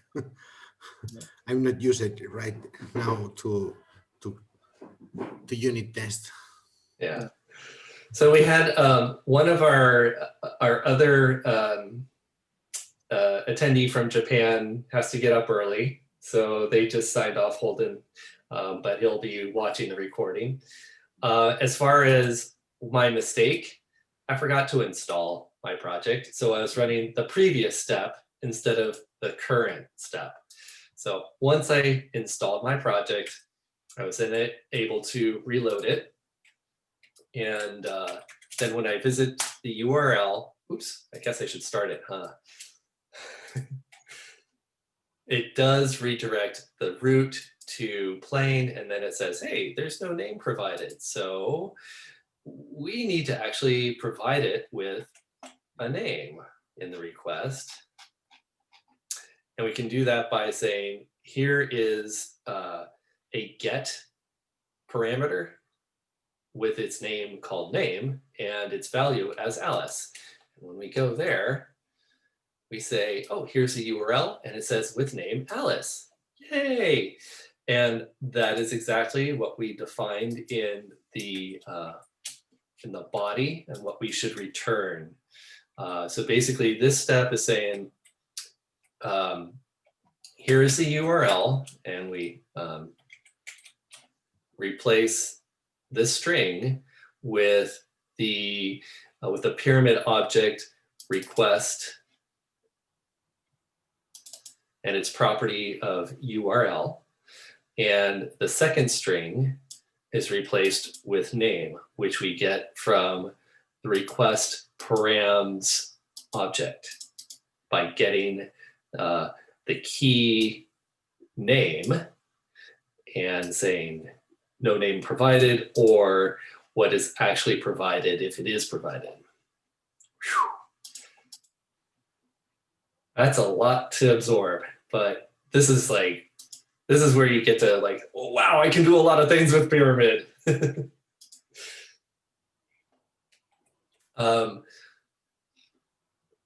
Okay, so basically, there's a couple of things that I wanted to emphasize here. First is that pyramid has HTTP exceptions. That's a tongue twister. That you can return or raise based upon the request. In this route, when we go to the home route, that is just a /, we'll execute this function, and it returns an HTTP found, or 301, and says redirect to /plane, okay? And when we did that, let's just open that up in a web browser. We see that it actually did redirect to it.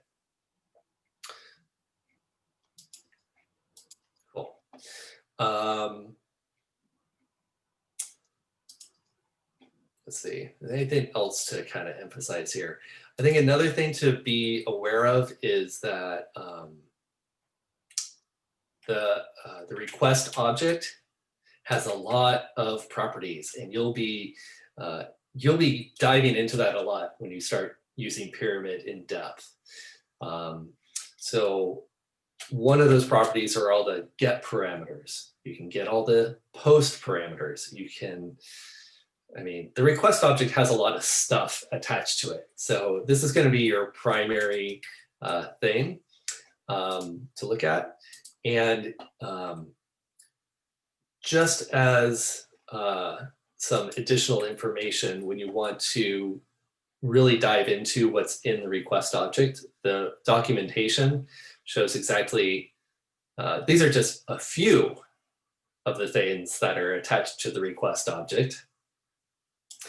So, you know, we already showed like the get, what we can get from that, or from params, which is a combination of both the get and post dicts, or multi-dicts. And for more of what is available, we can go to the Pyramid API documentation. So Pyramid's documentation, just to kind of back up a little bit, Pyramid has its documentation in two parts. One is the narrative documentation, which goes into detail. It kind of tells a story of how to use Pyramid. And down below is the API. So this is the technical nerdy stuff where it shows all the Pyramid modules and where you can get more information. So like the Pyramid request module, I'll set that off to the side. I'll open that in a second. But just to continue here, we also have documentation of the scripts that we use, like pserv. We've been using that throughout our tutorial so far.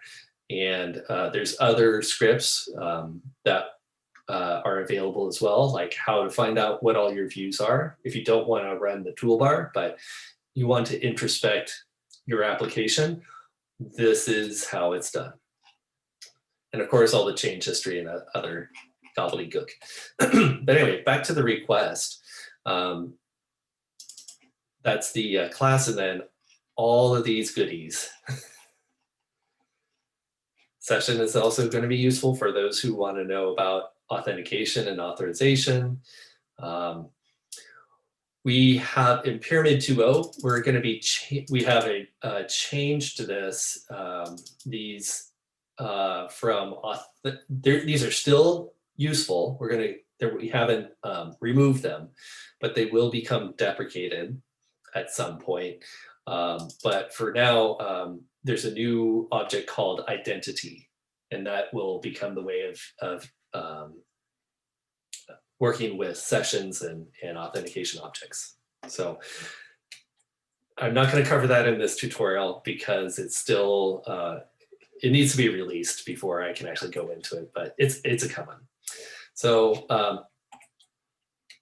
anyway, that is, I kind of did a kind of a sidebar off to Pyramid documentation, and also dove into like how to get more information about a request object and how to handle the request and response cycle.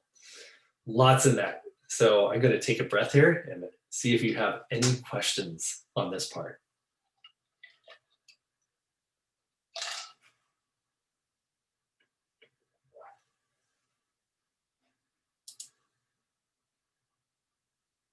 Okay, seeing as there's no questions, oh yeah, someone had a question? So sorry. Last problems can resolve resource.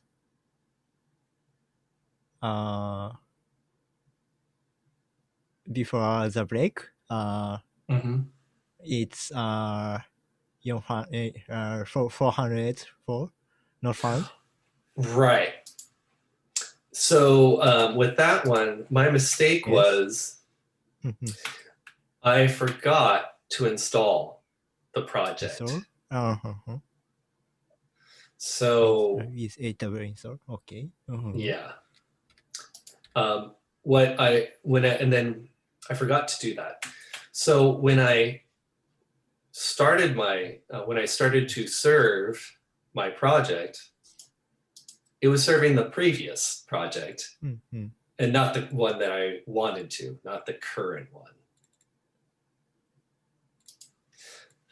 To fix it, I installed the current project and then I ran the current project.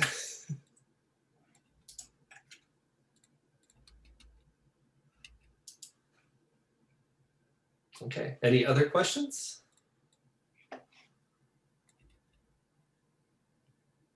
All right, we're gonna continue on to the next module. All right, yes. So we've been using URL dispatch, you just didn't know it, but we're gonna talk a little bit more about this. So basically, what we've been seeing in the past is in our setup file, we've previously, in our setup file, we've been, excuse me, not in our setup file, but our setup code, we were defining routes and dispatching the URLs to these routes, and then which in turn would call a view or a function, a callable, according to each one of those routes.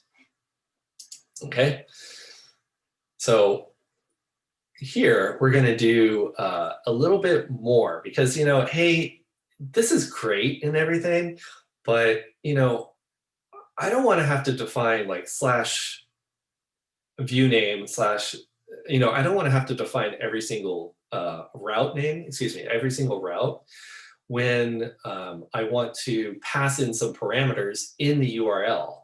So a lot of times you'll see like blog posts where in the URL they may have something like /year, month, and day. So wouldn't it be great to be able to match this pattern and serve the content according to that pattern? Well, Pyramid lets you do that. So let's go into this step. All right. So let's stop. And we'll copy, close all these. And go into routing. We're going to add a route, but with a replacement pattern. So we're going to get rid of those two routes and say, we're going to take the first, after we match the URL pattern of /howdy/, we'll take the first segment and say that its name is first. And then we'll take the second segment of that URL, call it last, and we'll do some work with that, okay? So let's change our view so that it can handle this.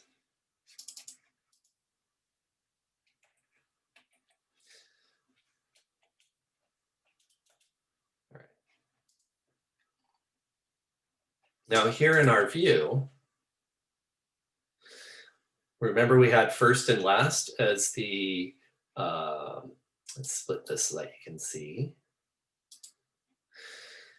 Remember that we're saying first, we're going to, what Pyramid will do is actually just turn this into a variable so that when it is called in our, when it is called in the request will say, okay, we got this request thing. Let's, based on the request matchstick, get this value for first and assign it to the variable first. and get this thing, this segment last and assign it to the variable last, and then actually return that in the response, which then eventually gets into our template. So let's modify our template to handle that. So first and last, okay. We're gonna update our tests as we always do. And run our tests.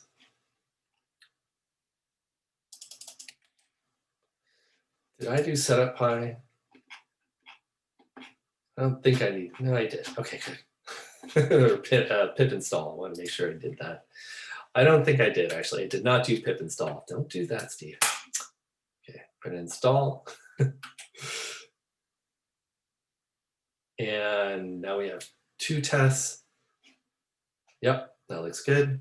And now we're going to serve the application. And we're going to go visit the URL. And it says, hey, look, here's a URL where first name is Amy, last name is Smith. And we can change that. Let's see what happens. Oh, even is it case sensitive? I don't know. Let's see. Oh, that's cool. So yeah, this is like, I've got power. And this is where Pyramid starts to really to shine. All right, do we have questions here?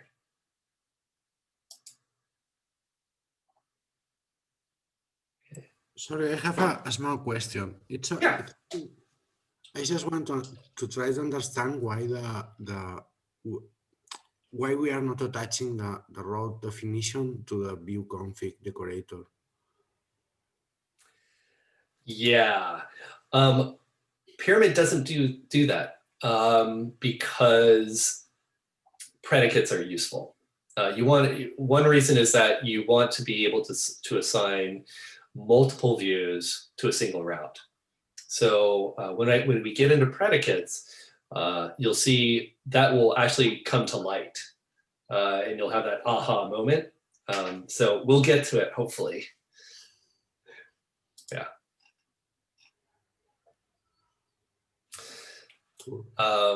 What's this? Yeah, can't find howdy. Any other questions? Okay. Yeah, weird stuff you can do with URL dispatch. Yeah, we won't go there. Let's go on to the next step. And now we already did Chameleon. We can also do Jinja 2. So let's try playing with that.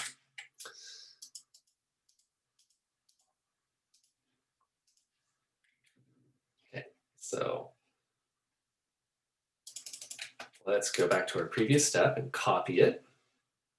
We'll add Pyramid Jinja 2. Oops, what am I doing? I don't know. All right, let's go back to Jinja 2 and go to setup Py and add a requirement. There we go, that's better. Now let's install that. It'll install Pyramid Jinja 2. Let's change our include from, where are you? InitPy.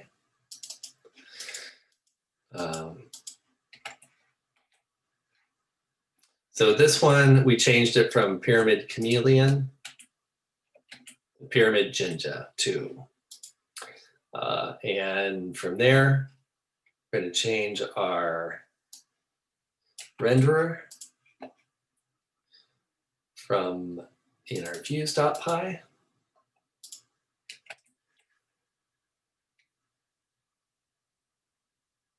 And this time we're using actually class-based views. So change the renderer from home.pt to home.jinja2. And we'll create a new Jinja 2 template in here. new Jinja2 home dot Jinja2. Okay, and we'll run the tests. And I messed up again. I didn't copy something correctly. Steve, what is your deal today?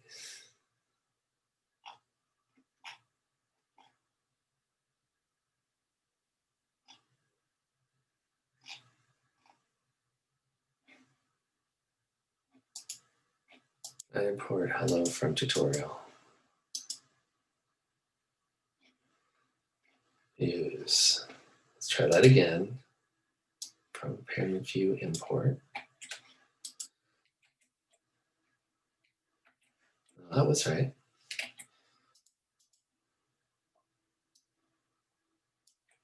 I probably didn't copy that one line. That one's always tricky for me. I don't know why I can't get that right. No, that was right. Let's double check that I actually installed it. Yeah. I think I get the same error locally. Okay, so it's not just me. Yeah, I don't know, but I think the tests that they didn't get updated, and I get another test error. Maybe there is a testing py missing. We should update, but there's no one in the tutorial. Correct. I see that we did not update our test file. Okay, so let me do a quick issue here. Thank you for that. No problem. Issues. New issues.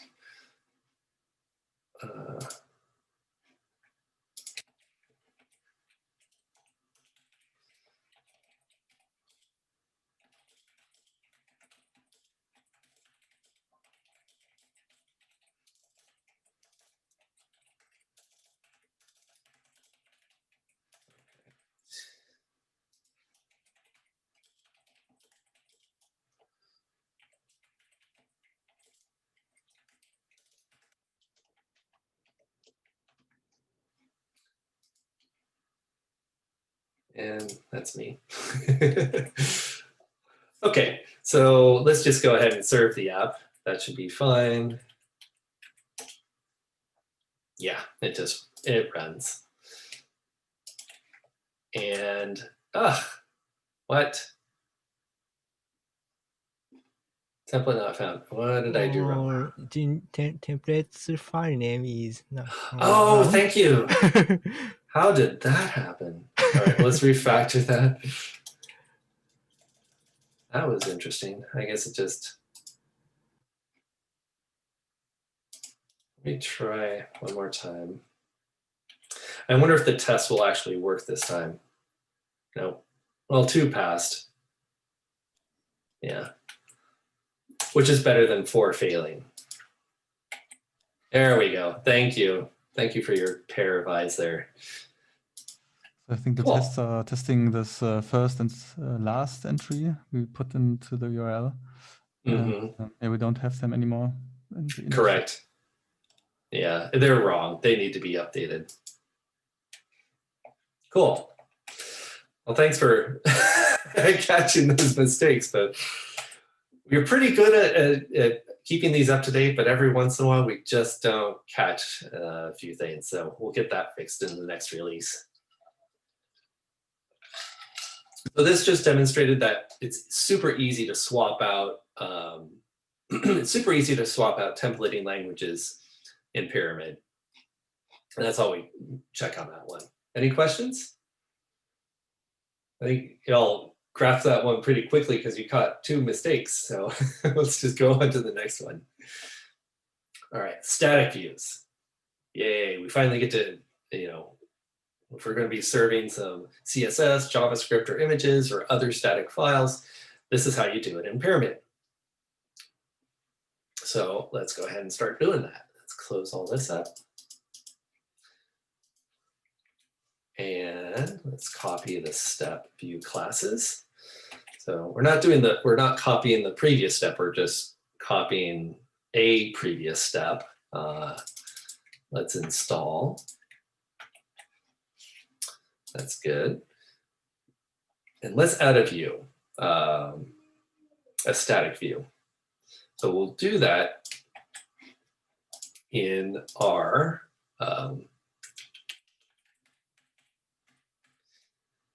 init.py. By configure, so here we're going to configure a static view. Its name is static, and its path consists of the package name, which is tutorial, followed by, after the package name, you actually delimit it from the path with a colon.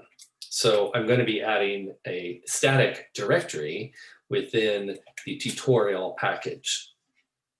Okay, so before I do that, I'm going to edit my, I'm going to change my template, my chameleon template. And here, what this is going to be doing is saying, by taking the pyramid request and getting its static URL property, I will then generate the href, the full path based on that. So it'll be in the tutorial, it'll take this argument and generate the correct href path. Does that make sense? We'll see it when I view the source code. So basically it's saying we'll serve this file in the HTML, and the web browser will then make a sub request to load that static file.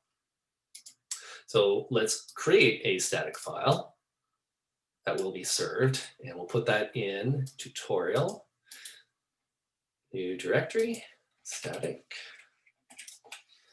and new file, CSS,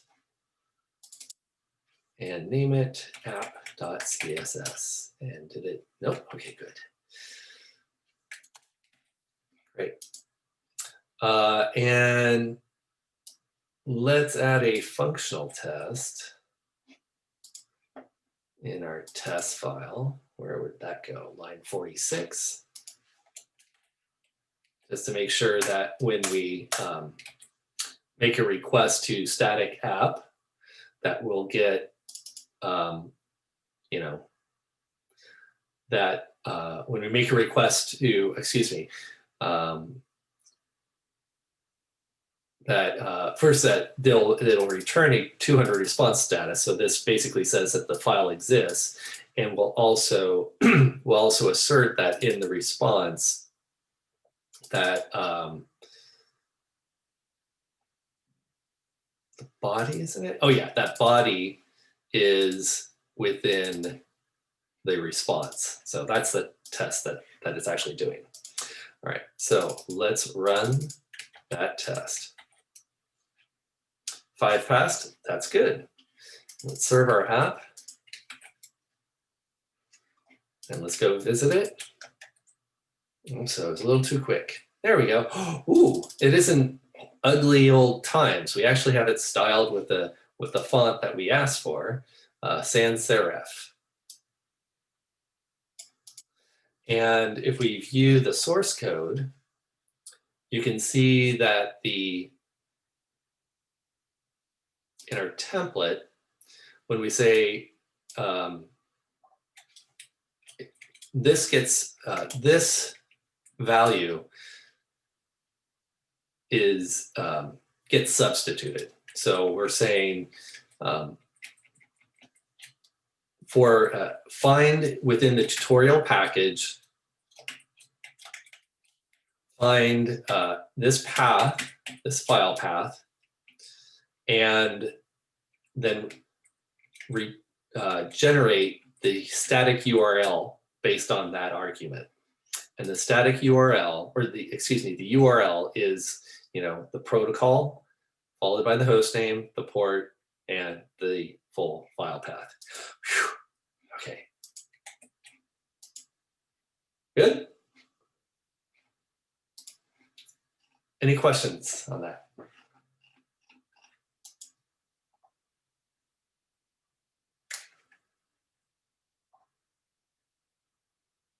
So there's another property too. So perhaps you don't want to do a full URL, but instead you would want to do a static path. And I just want to show you how that actually works. This is useful to know.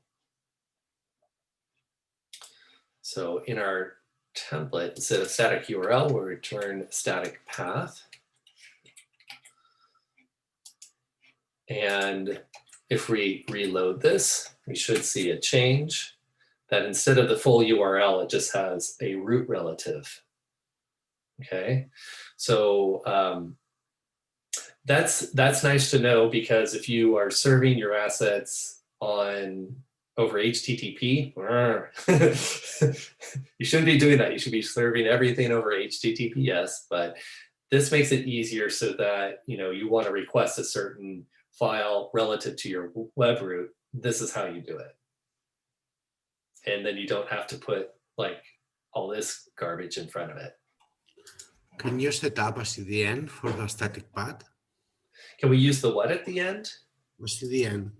Like all my static assets are just on a CDN. Can I set up a static path variable? Oh yeah, absolutely. It's on configuration. Okay, cool. Yeah, yeah.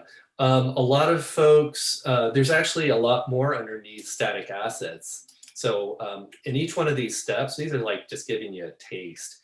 But we also have things like cache busting. Where are you? Yeah, cache busting. So there's different strategies for doing that. One is like appending, like here's an example, appending, some kind of MD5 hash or something like that. And so every time you restart the server, then this could be regenerated. And if you don't like the default cache buster, you can create your own. So lots of different ways of doing things. That's what's so great about Pyramid. You don't like something, make your own. I saw it, but the problem with cache buster, the default implementation, is that you are serving from different instances. You will be serving different timestamps. Yeah. Exactly. Yeah. Okay. Cool. No, you have a lot of flexibility. Like here's, yeah, so many different ways. That's fine. Yeah. Okay. Other questions?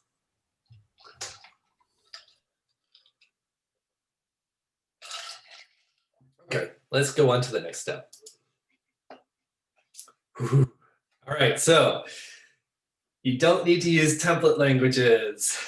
You can use JSON as a response renderer. And this is like, oh boy, I'm getting too excited. All right, let's play with this a little bit. So we don't need to do that. And what's so awesome about Pyramid is that this is like out of the box renderer. You don't have to do a whole heck of a lot to make it work. So let's dive in.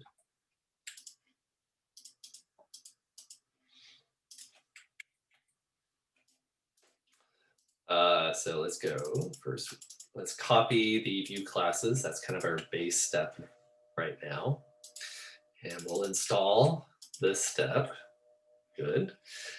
And we'll add a new route so that we serve a JSON response.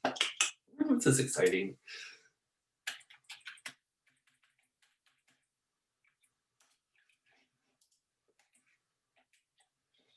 Okay, so we have this new route. Hello, JSON. And it's going to return a .json response. Woohoo, exciting. Let's do this.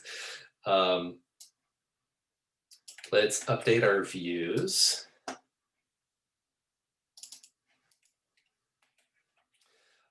And so in our class views, we still have, the good old home route. And in our hello view, we had, plain old, here's the route name for hello. Here's the function, hello, still the same thing. But we've stacked another route configuration. And so if the route name matches hello JSON, then we'll return a JSON response, or the renderer will be JSON instead of, a template file. Pretty cool. So one of the things that people don't realize is that you can have multiple decorators. You can stack these as tall as you want. And, so that your content, what's being returned is the same thing, but it's just being rendered differently. All right, so that's really another cool thing about pyramid stuff. All right, so let's update our tests and make sure that they actually work.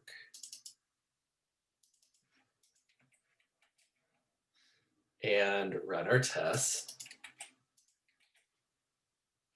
They all pass. Let's run our app. And the moment of truth. Okay, so first, let's go there and see what gets response back. Whoa, so when we request howdy.json, we get the actual JSON response. And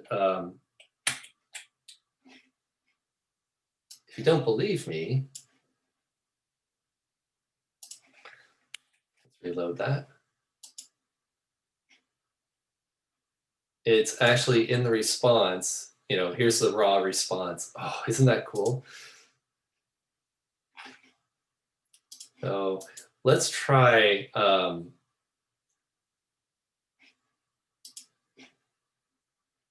What happens if we add a date time to the date we are returning?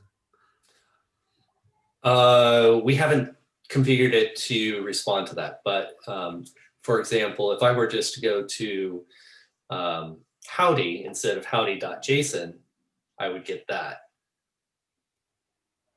Does that make sense? Yes. And can both have the same route? Like for HTML, I want HTML. If I ask for JSON, I want JSON. Right. So this function is decorated with 2 routes. They have different names. But let's see what happens if I were to say, if I were to decorate it with the same route. What I would have to do to make this different is to add a predicate. So let's see what happens when I do this. This will actually, yeah, it errors out. It says you can't do that. There's a conflicting configuration action here. Basically, instead of, it was saying you can't have, you have to have a unique route name for this. It'll reload and now it'll work. But if I do something to make it, I can refine my view code so that based on the predicate, it'll in other words, I haven't gone into predicates yet, but we'll get there. But basically, if I add something that a predicate is something like a thing that makes the configuration unique for that request. Whatever that thing is will then determine what code you run within the specific view. Predicate is like one of those weird words that I had no idea what it meant in the English or in programming, but it becomes apparent in Pyramid. So hopefully we'll get to that step. I'm sorry it doesn't really answer your question. Does? Yeah, more or less. Cool. Yeah.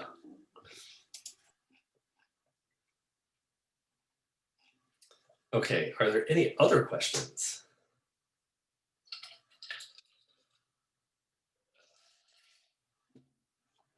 Okay, this is an important point too about JSON, is that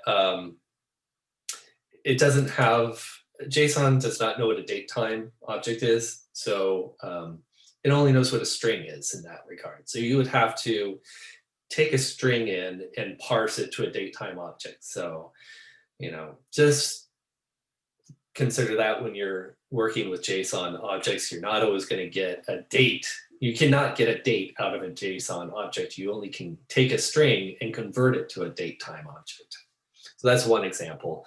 And I think like numbers, decimal, I think is another thing that it does not, that JSON does not have. It just has an idea of, I think it only has whole integers. Anyway, I have to always go and look it up because I can never remember all these things in my brain. So let's move on to the next step. All right, so let's do a little more playing around with view classes. And I think we might actually touch on this in this step. I think we actually start to explore this, Jordy, so this might be it.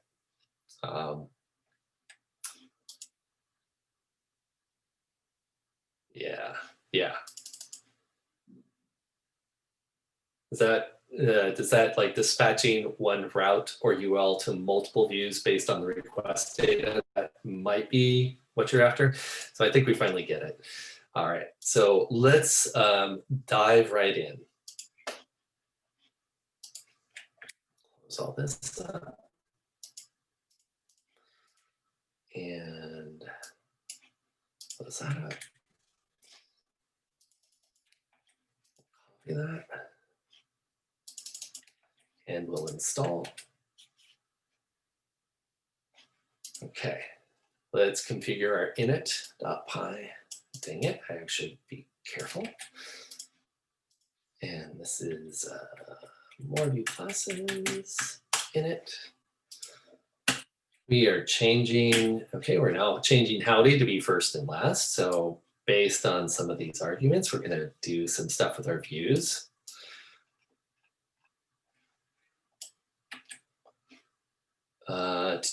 Let's go to views.py. Okay, we'll get there in a second. I'll explain this in a short bit. Let's modify our template.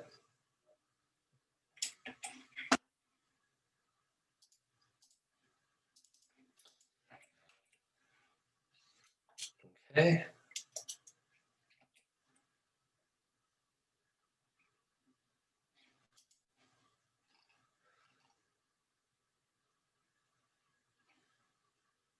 Oops, did I screw up? Tutorial home, no, that's fine. And now I need to add a new template.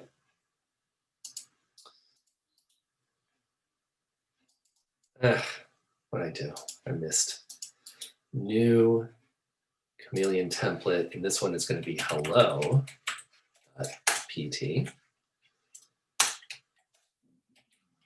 Okay.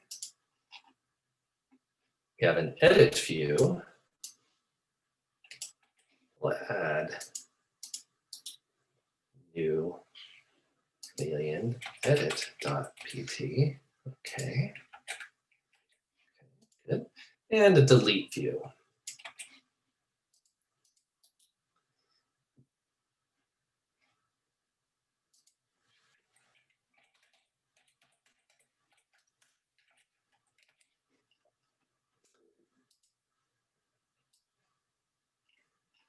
And let's update our tests.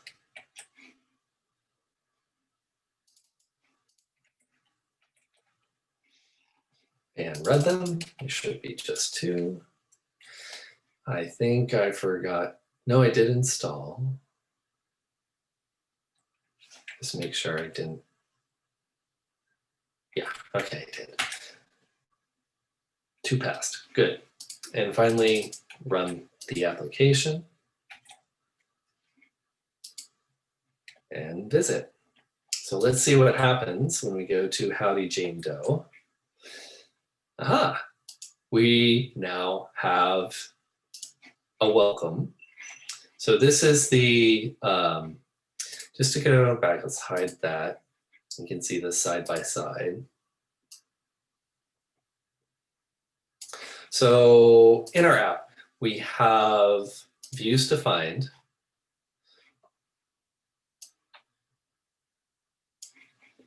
The first one, let's see, we are going to have, okay, we have our request views. In our class, we are, this function here just generates the full name based on the first and last segments of the URL, as we had defined first and last. And then we concatenate them and return it so that we have first space last name.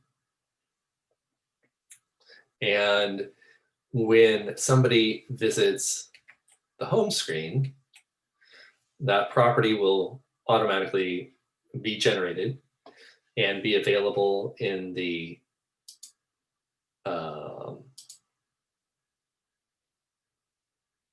where are you? There it is.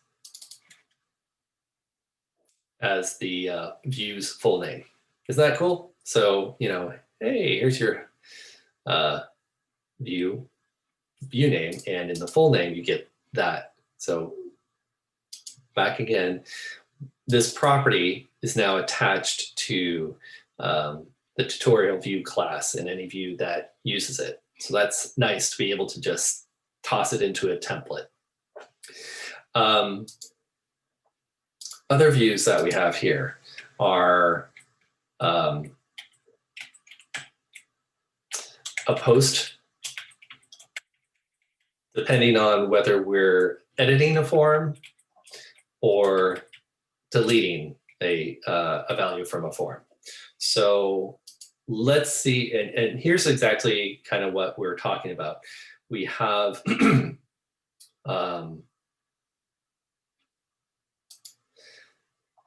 this let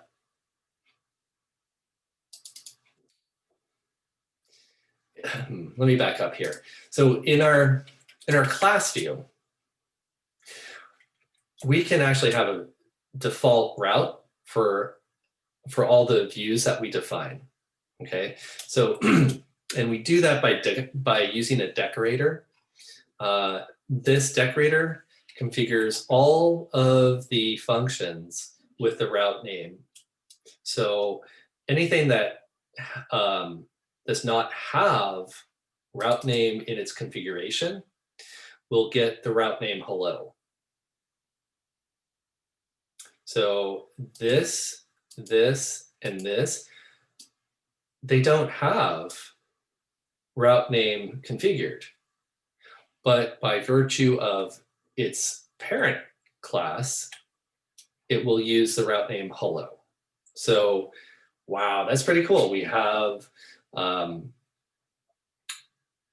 we don't have to explicitly define the route name, but if we ever want to override it, for example, a default route name of home, we can do that. So if I were to just go to home, I would get the home view. Okay. And when I go to the form, then I get the hello route name. Mind blown? I'll pause here for questions because this is a pretty deep.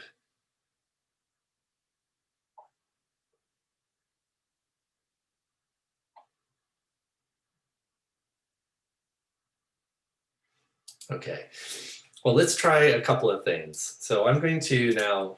Just a question. Here, the sure. It's like a predicate. Can you repeat that? On the latest, on the delete method, the request param, it's a predicate. Yes, you got it. This is a predicate. Cool. So the request method, post. And that's something here. So the default I should mention this. The default request method is always get. And so it doesn't, if I were to change this to be actually request method get, then it would be explicit, right? And so that might be something you want to do just to, you know, keep it clear in your brain. But if you already know that it's there, you don't absolutely need it. So if I were to go back to Howdy Jane Doe, I'm still getting the same. Oops, am I doing that right? Yeah, I'm still getting the same thing. I'm getting the hello view. Oh, and it did restart in the background, so that's why it reloaded. That's another nice thing. Yay, I like the reloading. So let's get rid of that. Restore it, it'll reload. And I still have the same view. So now if I say Steve Piercy and save that, it'll say, hey, you submitted Steve Piercy. And in that case, it would go to the edit view and pull the edit template. And it would say, you submitted new name,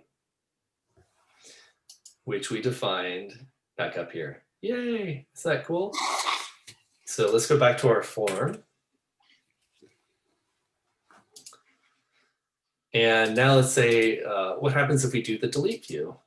Well, that just deletes whatever, and it says, we don't really do much. It's just like, all it's saying is that we're going to print to the console that, yeah, we're going to delete it. And it says, hey, here's your view name for what you're going to do when you're deleting.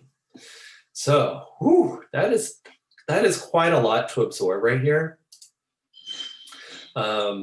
But what's really cool is that there's a second. So we talked about predicates. So the default predicate, the request method default predicate is get. And if we override it, we can say that the request method is post. And we can, not only that, but we can supply even more predicates. So if there is a request parameter of form.delete,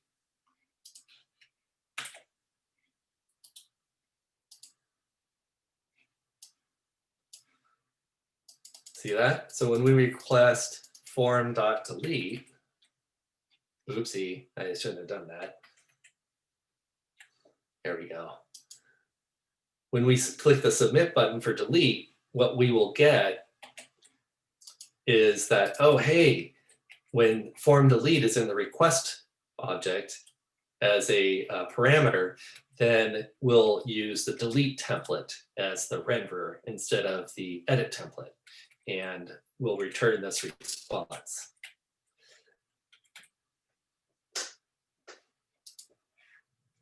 Quite a lot to absorb here. This is a really meaty step of Pyramid. I'll just pause here for some times to for people to ask questions. Oh, I see that Paul made a comment in the chat. But yeah, as far as like if you send an accept header with application/JSON, you could also just say return the renderer as JSON. Thank you for that.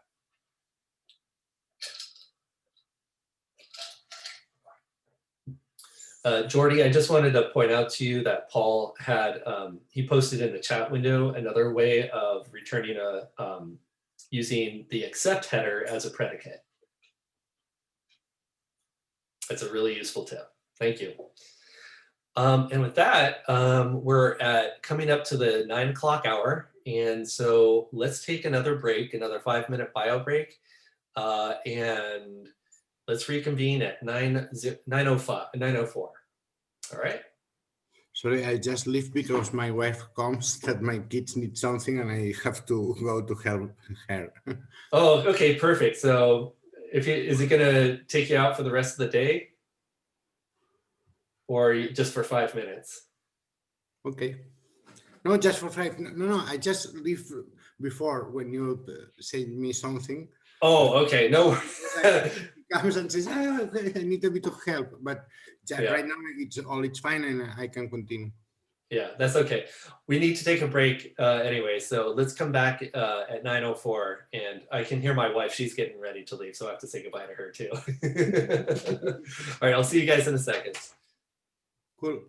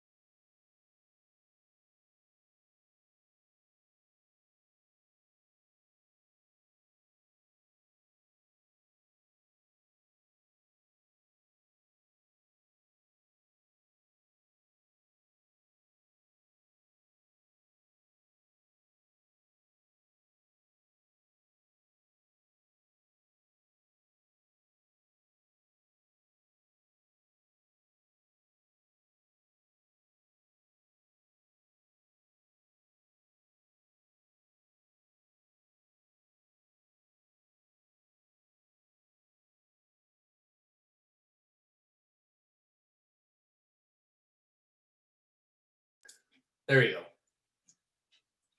All right, we're all back. So we have like 6 steps left. So I'm gonna try to keep us timed to like 10 minutes a step or less. So here we go.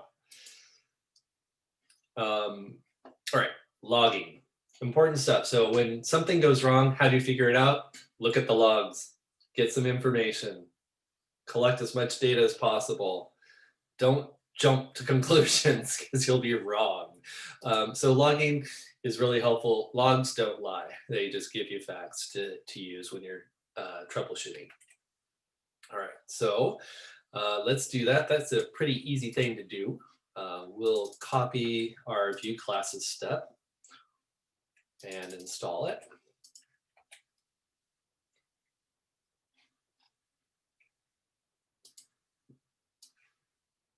We will add some logging statements.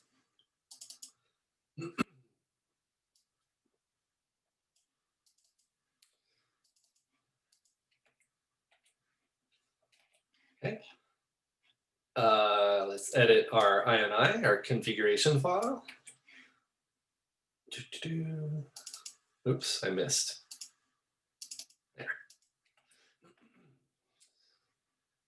So for this one, we have our standard stuff that we had before, but now we added some logging configuration. We say we're going to have a couple of loggers. One is the root logger, and the other is the tutorial logger. For tutorial, for the tutorial logger, we're going to say we're going to set the debug level, no handler, and just say its name is tutorial. For all handlers, they're going to be console. For all formatters, we're going to use generic formatting. And for the root logger, we're going to set its level to debug level to info and set it to the console. And then the console handler will be handling the stream and so forth. And finally, we specify a format for logging. Let's make sure our tests still pass. What'd I do? I forgot to set up it, didn't I? No. I skipped over something, didn't I? What did I skip over? Did I skip over this? I didn't skip over that. Gosh darn it. Logging.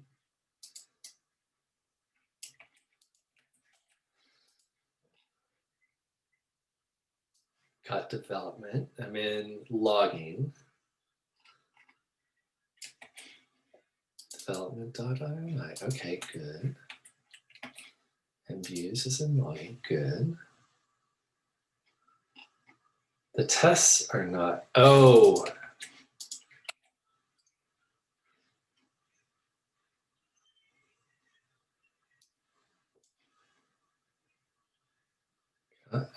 Something else is wrong here. What is wrong?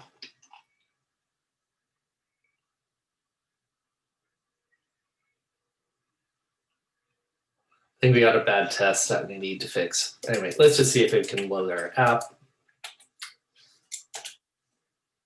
Yeah, it's serving. Our tests are just messed up, that's all. So when I visit these URLs, you can say in each one of these, each time I visit the URL, a logging statement is returned, depending on which URL I visit. Okay, so that's super basic logging. For lots more details about logging, there's lots more details for logging. One of the things that I found really useful is using Sentry as a logging tool. It's super easy to configure it. It's just a couple of lines of code in your init.py file, and you're ready to rock and roll. And combining that with SQLAlchemy, man, it really does save save a lot of frustration, especially when you've got an application deployed in production.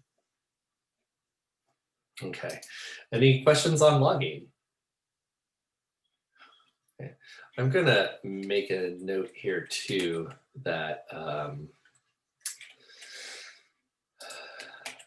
go back to just quickly append that we need to fix tests on this issue.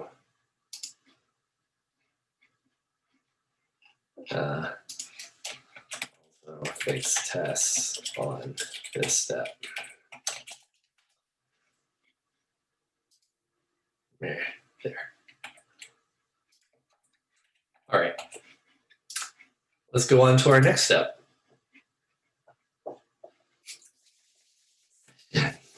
So we're not going to get into authentication just quite yet, but sessions is part of it. So we're just going to focus on session data at this time. So sessions are they're just data that is saved usually in a cookie. I won't go over what a cookie is, but it's it's just like a tiny piece of data that gets passed along with every request that you make from the web browser. So let's jump into that.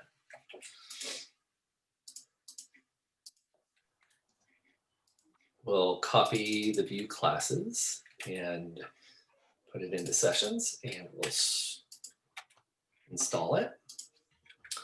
And in our sessions init.py, we'll edit this to have a signed cookie session factory. So here in our init.py, we are, a session factory is, it basically, you throw stuff into it, in this case, a secret,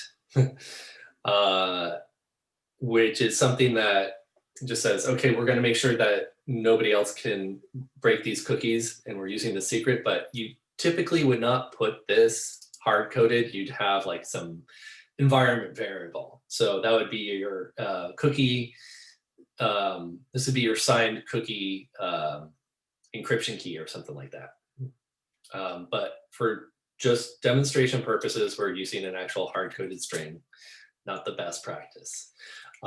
So what we do here is that we are sending this off to say, hey, we need to generate a signed cookie using this secret. And the configurator will then just do that by taking your session factory and then returning that. And that's pretty much all you need to do to generate sessions. Let's then modify that and actually use the session stuff by looking at the views.py. And here, so whenever we enter into our pyramid views, we will always include the request object and a property that'll be passed through. This is just a Python property, gets passed through. We'll just run this function called counter. And if the, and then when the session comes through, if that data exists, if the counter key exists in the session, then we'll increment it by 1. Otherwise, we will create the session and initialize it as 1. Does that make sense? So maybe it'll start clicking. And so let's go ahead and update our template too, so that we can actually see what we have in the session. Of course, we can also use the debug toolbar to view that. But let's actually say, here's that counter, that session data. And let's run our tests. Let's hope that this time they pass. What the heck? It did it again. Tutorial view test and working. All right, we're gonna have to fix that later. Let's run our app. Okay, and go visit. And there's count 1. Now let's go to howdy and see, oh, it went to count 2. If we reload, it'll keep increasing. So that session data is getting passed around. If we open up the toolbar, should be seeing session. So on the way in, we're saying, hey, our current counter value is 4. And on the way out, it's 5. What happens if we reload? And I gotta expand this so that we can actually see it. On the next request, ingress is 5, egress is 6. So that's on the way in and the way out. I love this new feature. God, I love this so much. And this is like, if you want to be able to debug your sessions, oh my God, this is so nice. And so anyway, that's just another little bonus. Steve? Yeah. As session is from some point, cookies are from some point of view old-fashioned and old style. How is it about local storage and the more modern technologies of the browsers to handle all the data? Is there already some kind of factory or helping class included there in Pyramid? So?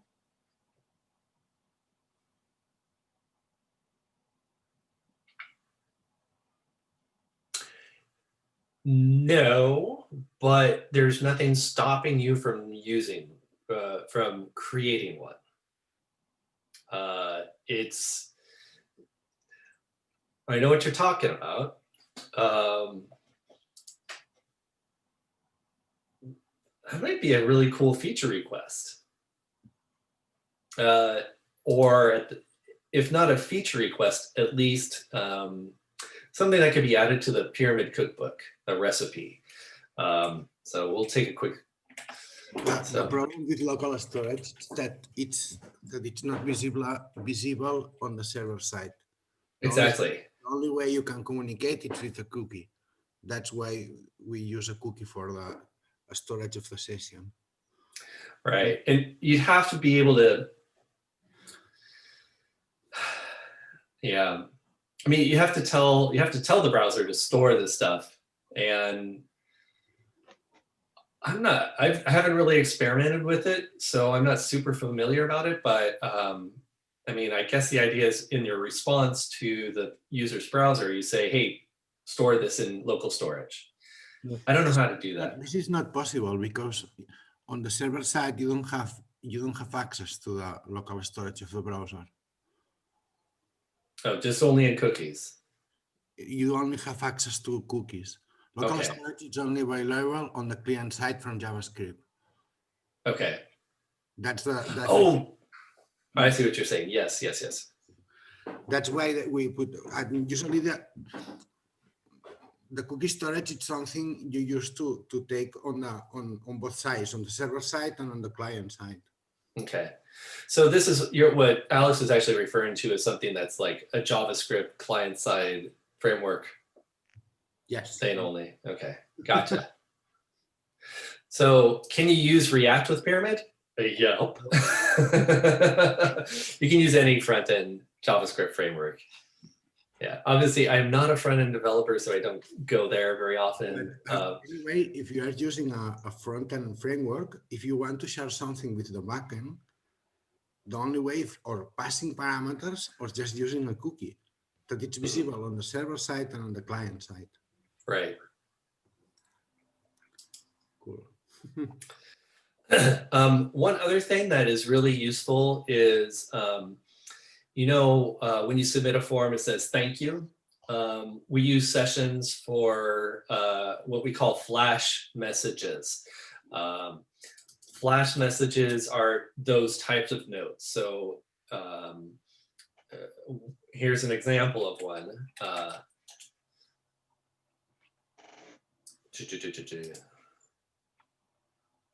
Okay, so when I submit this and it's empty, it'll say, oh, hey, there's a problem. This is a flash message.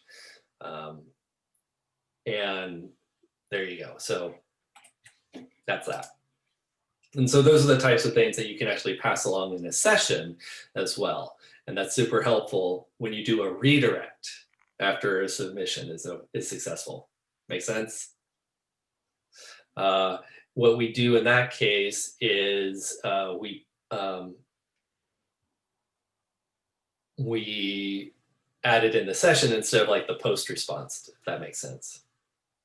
Okay, and there's more information about how to use flash messages in Pyramid, which is really helpful, but we won't cover that here. All right, any other questions?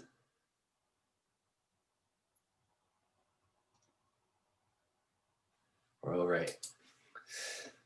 Form. So I showed you something really cool. I'm the maintainer of Deform. And yeah, it's all old school. It's not shiny. It's not the latest, awesomest thing. But I'll tell you what, one of the things that I like about Deform is that it's all server side. It's not another new technology that I have to learn. I don't have to learn, you know, the latest JavaScript stuff. I'm a one-person team, so Deform has been my savior. It's been like it helps me to make money. If you're part of a team, then you know you have somebody who just does the front end. You know, somebody else who does just the back end, and you know you have business logic, and you have people who are specialized and they're really good at those things. I'm more of a back end type of person, and so that's what I focus on. And Deform is one of those things that allows me to create a project without having to learn a whole bunch of new technologies. And it gives me everything I need. It gives me security. It gives me all the flash messages. It gives me nice looking forms. It provides validation. So like in the example that I just showed, one of the things it validated for was that you had checked at least one of the options. There's a lot you can do with it too. I see a hand up. So Alexander, do you have your hand up there? Or is that just leftover? Just the leftover from the question before. Okay. Sorry, just a question. The form is equivalent to Django forms? I'm sorry, can you repeat your question, Jordi? The form is the equivalent on Django forms. It's more or less the same, server-side forms. Yes and no. It's kind of like Django forms, but what I like about it is that it's highly customizable. I don't have to use the default anything in Deform. In fact, I know, but that's always the same with parameters or anything. Yeah. So one of customize it. Yeah, if I oh, I can't really do it. I can't bring it up. But one of the things that you'll notice that this is using Bootstrap 3. I'm working on the next release of Deform 3.0. I switched to Deform 4.5. Excuse me, Bootstrap 4.5. I could use any front end at all. We've developed things where you know, this default select widget wasn't so hot, so we went with select 2. Well, that's pretty cool. Maybe we wanted to use tags, multiple tags. So add 1, 2. So you can just add your own custom widgets like crazy. And so this is like one of the other things about Deform that I really like is that I can customize things so that they do exactly what I need. Pretty cool. Can I generate the form from an SQLAlchemy model?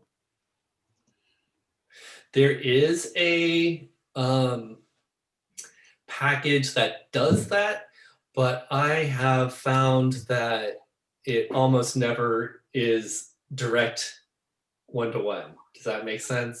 Yeah, I know. When you start Yeah. doing Django forms, you find just this, that it's not what you want, because on the layout page it's more complex, or you have related information. It's like, okay. Exactly. Especially when you use a relational database, you may have, you know, data from one table and that table and this one over there, all trying to get onto one form. In my pyramid talk this week, I'm actually going to demonstrate a super complicated data object. Well, it's not super complicated, but it's like 4 levels deep. And you know, that's really, plus it's calling an API, and you know, so it's getting data from an API and a database and the user's request all at the same time. So you're just trying to smoosh this into a single form. Try doing that with Django REST framework or or Django forms, and you're just going to be like, just shoot me now. Yeah, I know. I'm coming from Django. Yeah. And that's why like Pyramid has been a godsend to me. I love it because it allows me to, you know, pull data from various places. Deform is awesome because it allows me to create whatever the heck I want and style it however the heck I want. And I don't have to learn anything more complicated than basic jQuery. Wouldn't that be great if we could just all go back to jQuery and say it's done? But yeah, anyway, that's a soapbox. I won't go on to. Yeah, but So, right now you don't need jQuery. It's just the browser has the same APIs that jQuery. It's no longer needed. yeah, If you take something like like lead HTML or something like this, you have a super good templating on the client side, and it's like it makes a lot of more sense to come back again to template-based applications. Yeah, we will come back. You know, it's just like this big circle. What goes around comes around, and you know, or what is it in Alice's Restaurant? Right? We'll get you the next time it comes around on the guitar.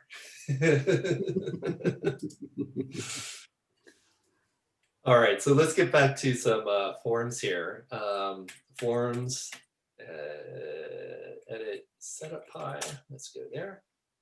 We got to add some deform here. And install that, buddy. Let's go here.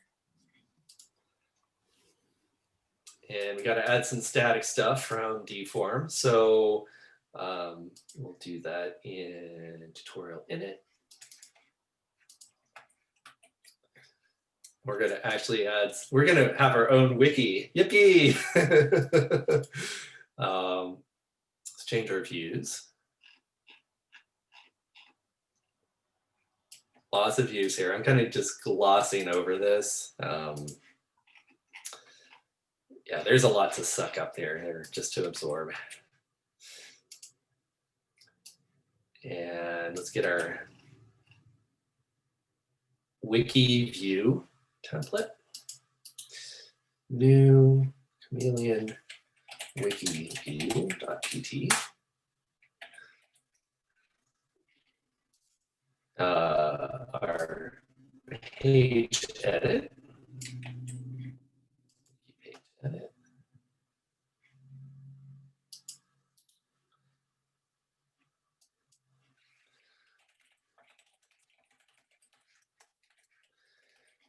And actually, let's just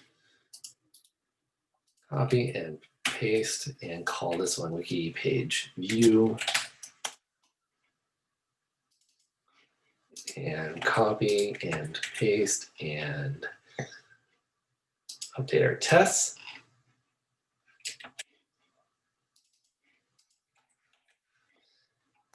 And run them.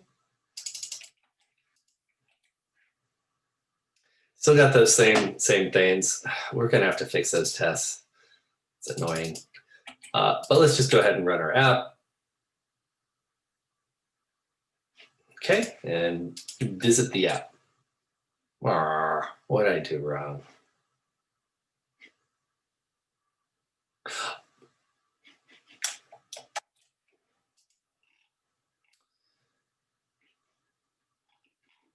Let's double check.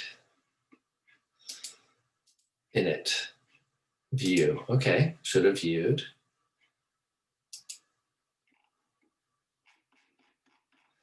What did I do wrong? I hate that. I did set up Py, right? Okay, did install. That's good.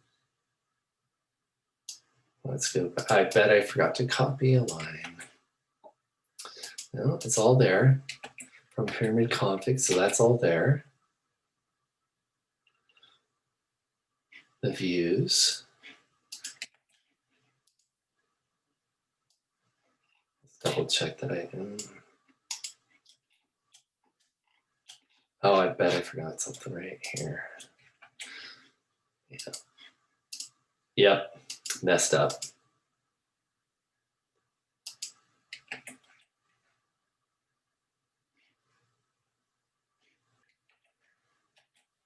There we go.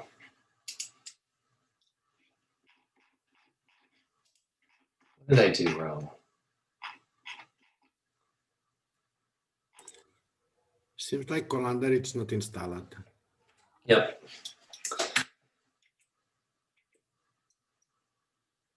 Just double check.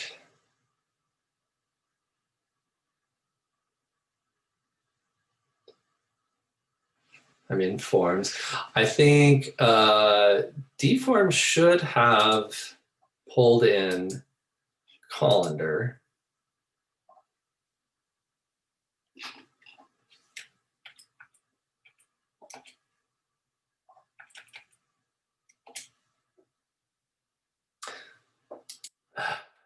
All right, so let's just, I guess it needs to be explicit, so we'll put it in there.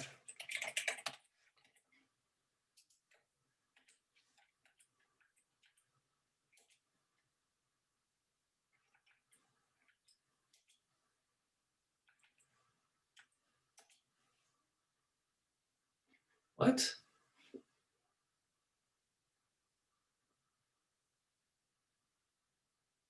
No module name Colander in views. All right, why is that? What? I must have totally hosed myself here. Import Colander, it's right there, right?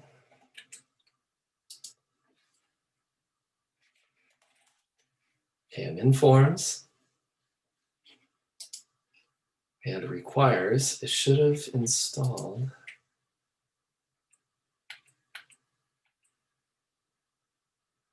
Did I put it in the wrong place? I bet I put it in the wrong place. I put it, Steve, you dummy. Oh yeah, I totally put it in the wrong place.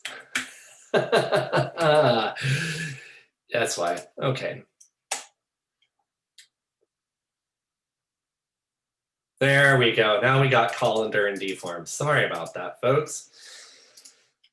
Okay, so that was tricky. It actually, I shouldn't have just relied on copying that because this actually is a little bit different.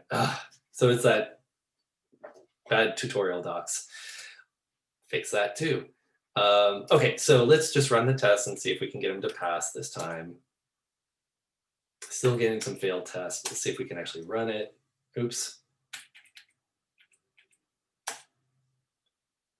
Okay, now we got a running app. Let's see if we can get it going. Woohoo! Okay, so we got our default view. Let's see what the forms actually look like. Oh, come on. Why do you hate me?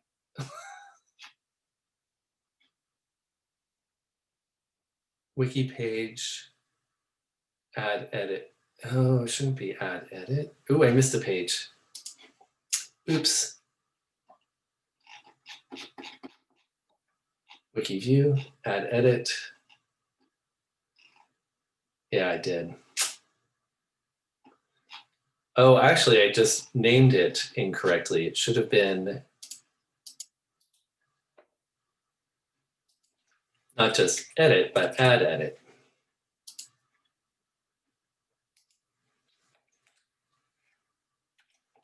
Okay, now it should work. Ta-da! Ooh, look at that. So now we got a deform thing. So my title and whoop-de-doo. Deform is awesome.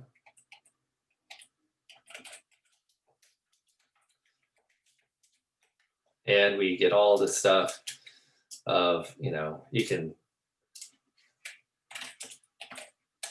have all this stuff saved in there. Let's submit it. And it returns the response. Let's go back up. Now we have this new page. Oh, well, that's cool. Yay, it's still there. Let's go back up. Page 100. Oh, yay, there's content. Let's edit this content and say, you know, we can do a whole bunch of stuff, submit it, and yay, the content is there. Isn't that cool? All right, so that was like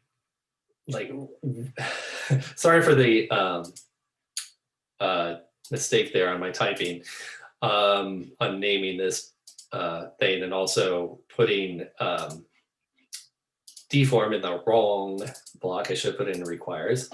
But anyway, those are just mistakes that, you know, every developer makes them. So in this step, basically what we're showing is that we have this really rich library called Deform that allows you to, out of the box, just start using some forms without a whole heck of a lot of effort. And they look pretty decent. You know, you get standard Bootstrap layout. We also went into, we didn't really go into it, but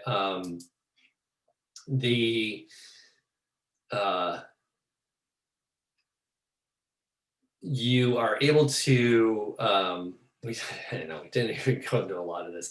A lot of this stuff is actually, I think, we didn't go much into a database yet because we're storing all of this stuff, I believe, in a session and not anywhere else, if I am correct, if I remember this correctly. But I'm not going to spend time going into each of the views, but the only thing that I would have you, where is it? There is one thing here that's kind of important.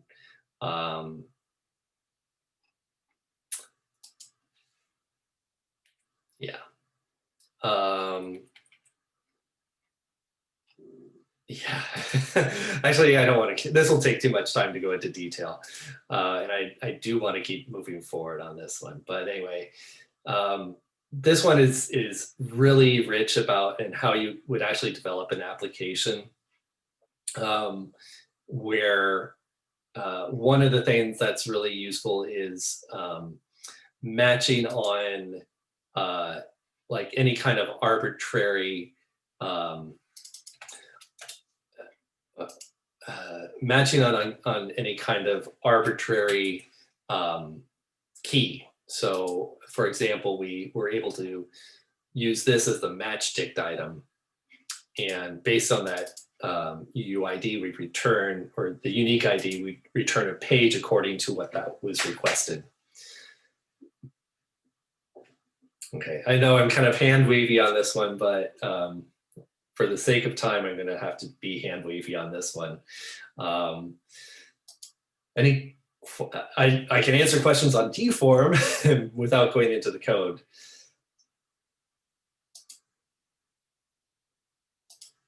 Okay, all right, let's move on to the next one. Let's, what? Because the next one is how to use databases. And I think everybody uses a database at some point in their life. So why don't we do that too?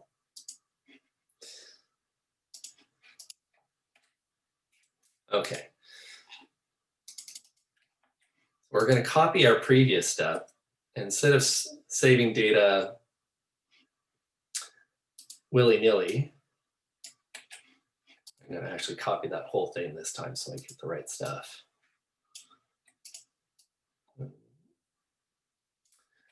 We're going to use a couple of things here. Databases, and get the setup py open.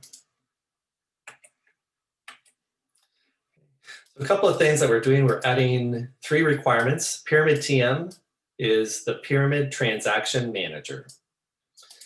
I believe that actually depends on the ZOP Transaction Manager. SQLAlchemy, that's the ORM that maps your models to the database. And ZOP SQLAlchemy, that's an interface that ties Pyramid to SQLAlchemy. I always have a hard time saying that. We also add a new script here to allow us to initialize our database. Okay, let's add some stuff to our ini file.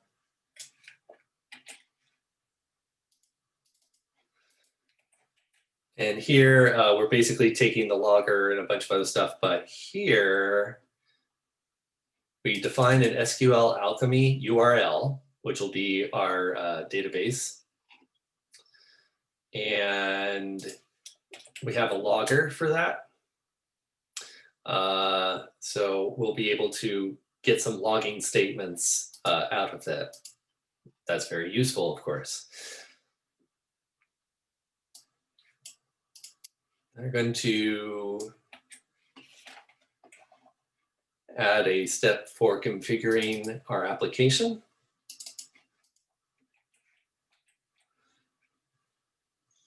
This is configuring our database so that we can actually use it within our Pyramid app. There's some useful stuff here. There's basically we're using, we're defining what ORM we're using as the engine. We're binding SQLAlchemy to our database session. And then we have a base object that is using that engine. Finally, we configure all this good stuff and let it run. So here we go.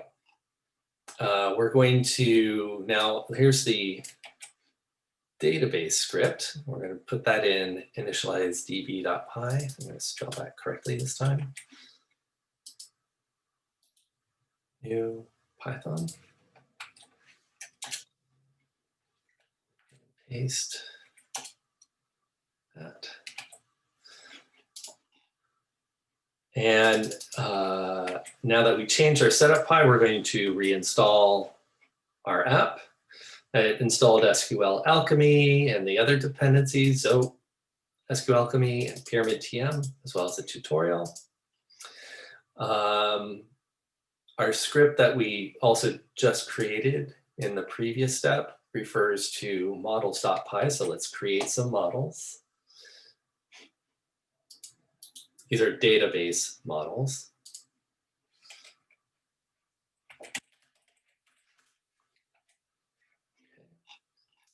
And then let's actually run this script. And that'll create our schema and populate it with data. So it created the table with these columns and their attributes. And it populated, and then it committed that. Then it started another transaction by inserting data into the database and committing that. Okay? And by virtue of that, we should see a database pop up. Oh, looky there. Let's take a look at that. There's our schema. There's our wiki pages database. And oh, yay, look, there's our lovely unique ID, title, and body. Okay, so yay.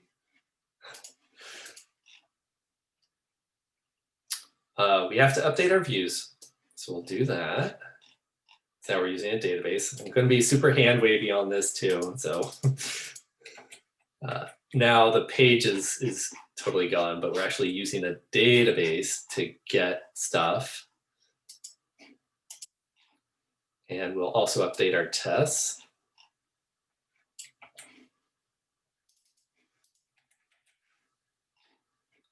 And let's run our tests.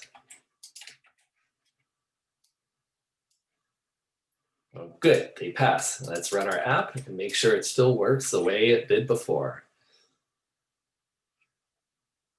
All right, and let's visit. Yes, so now we didn't have to populate anything except like that one record. If we want to edit it,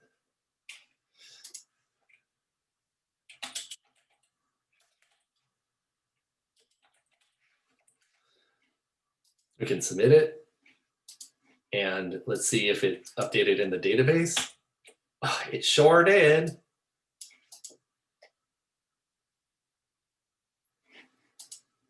So that's basically the big difference here between this step and the previous step is that in this step, all the data is now being stored in a database. I see we just got a couple of people who just dropped in. Hi, Seth. Hi, Anand. Do you have any questions on using SQLAlchemy and as a data storage or as an ORM for SQL data storage? So excuse me. Uh-huh. In my PyCharm, database inspector in not found schema. How I can find it? I can find database schema in PyCharm database inspector. Okay. So there's a couple of things. You might not have initialized your database. So to initialize your database, you would first have to have the script. So once you have that script, here it is. Okay. Yeah. So once you have this script in your file or in your project, then run the script. That'll initialize your database. And then you should see this database appear in your project. To inspect that, I just double-clicked it or just opened it, and then I'm able to inspect its properties.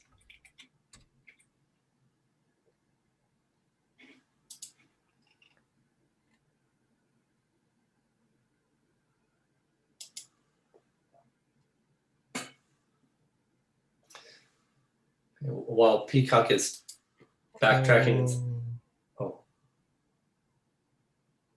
I got traceback error. Yeah.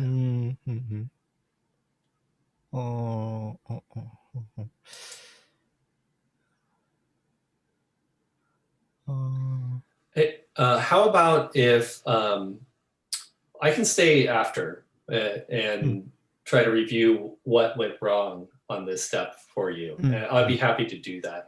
But I do want to allow, let's keep going with this training. And I can come back after the training's over and we can take a look at what happened in your application to see what we missed. Will that be okay?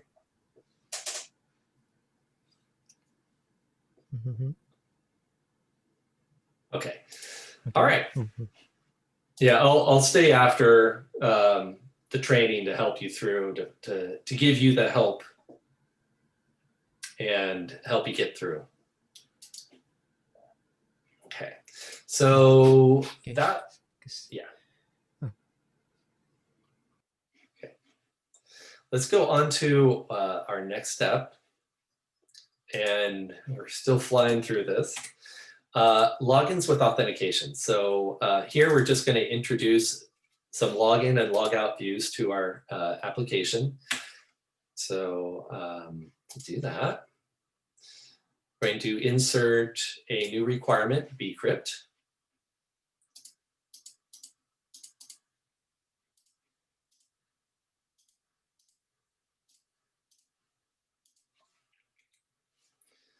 And that's in authentication and setup high. Okay, bcrypt's now added. Let's install our project in editable mode.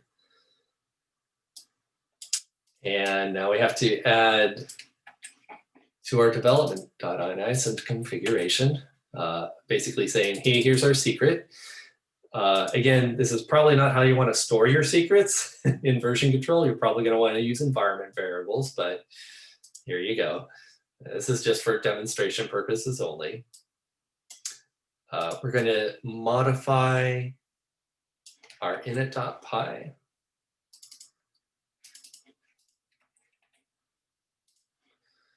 There we go. Again, this time, how you would use the setting secret. And let's add a security module.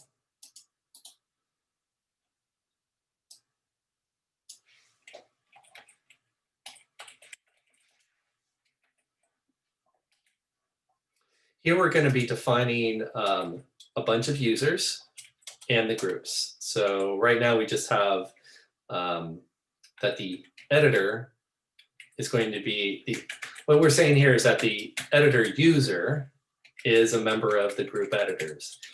The user viewer is not a member of that group. Okay, and in our, when we're doing a group finder, we're going to say, well, hey, does this user ID exist in the users? And if they do, then they'll say, okay, they're in the groups. And you say, okay, is this person in the allowed to get in? So we're going to have to update our views.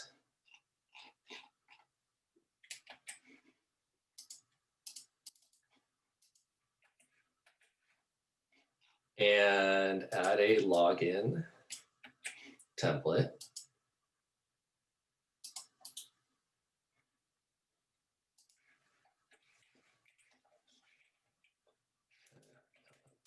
Oh, bro. There we go. And a logout on the home. And no testing here, so we're just going to run it. And visit. And let's see how that works. So we're going to go click login. And I don't know what my username and password was. So what was it? Was it editor? I cannot type for the life of me. There we go. Editor. Did that work?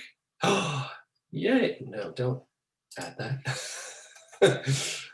And it says, okay, can I edit? No, it just says I can visit hello. But the thing here is that I am authenticated. I was logged in. That's the important thing. So if I visit hello, yay, I'm not logged in. But as soon as I log in as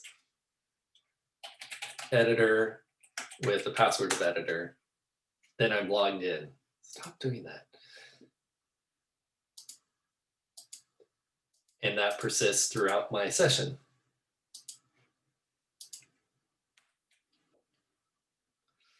So all the magic here is in a couple of things in our tutorial views.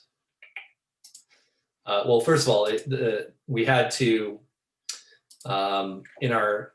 we had to install some requirements, but then in our security, we had to set up an authentication policy and an authorization policy. We'll refine this in a minute. But here we're just saying, hey, this is what we're going to use to secure the user. And so we got that there. And then in our, the security here shows that we actually hash the password, which is a good thing to do. Everybody should be hashing passwords so that they cannot be decrypted, and then authenticating the user from that. And again, I already explained about how a user is determined to be a part of a group using this group finder function. In our views,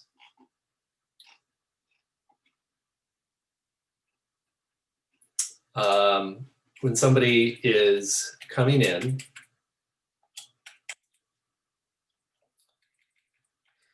we have some logic here to make sure that, you know, don't use the login form as where somebody came from. And once the form is submitted, we grab the login and the password. We check the hash password. And if the hash password matches, if the hash password is present and we check the password using the check password function, which we, where did we define that? Which we defined here.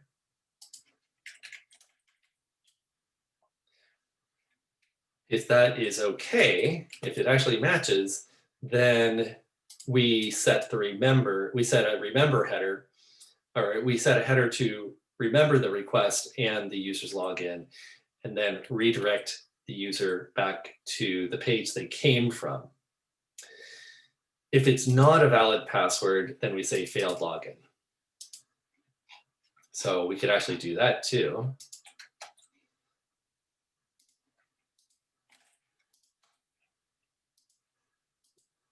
And it says failed login. Whew. There's a lot going on in that one. I know I'm kind of like breezing through it, but it really is, it's not too difficult. There's a lot of pieces and a lot of steps involved. But this is a really basic example too. You don't have to even use this as far as your default authentication or authorization policies. You can set up your own. One of the apps I'm using uses OAuth, and that's a really complicated process. You know, you have to send the user to a form, redirect them back, and then get another, just a lot of back and forth until they finally get authenticated and authorized. So, yeah. Someone had a question. Other more complex things like JSON web token for authentication, or the other SAML kind of larger authentication systems? Because if you're working in a larger environment, those are normally the things you use. Right. So again, you can write your own security policy, and you'll have to, pretty much. There are, let me go back here to try Pyramid. We do have quite a few things for authentication and authorization. So lots of different tools, like there's the JSON web tokens that you mentioned. We even have LDAP 3 now that's been updated. One other super useful one is, so warehouse, oops. What? but that's actually a project. Why? What? Did I misspell warehouse? Oh, I think they call it PyPy. Maybe they call it PyPy. Why would they do that? Yeah, they just call. I'm sorry. What? Something's weird with this. That's the project that powers PyPy, no? Yeah, it's weird. I thought it would be under.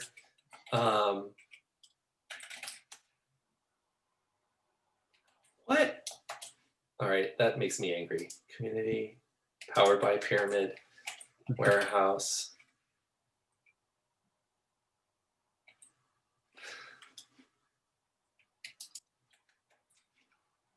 PyPy, okay, I was doing PSF. So PyPy runs on Pyramid. So if you wanted examples, and I don't know why the code isn't showing up. I guess I'm in, yeah, minimal mode. So look at the source code of Warehouse for other examples of authentication. I believe that's under accounts, but I can't remember off the top of my head. This would be a really good place to check for how to do pretty much anything. If you need an example for how to do it well in Pyramid, check out Warehouse as a really good source. It's very, very useful.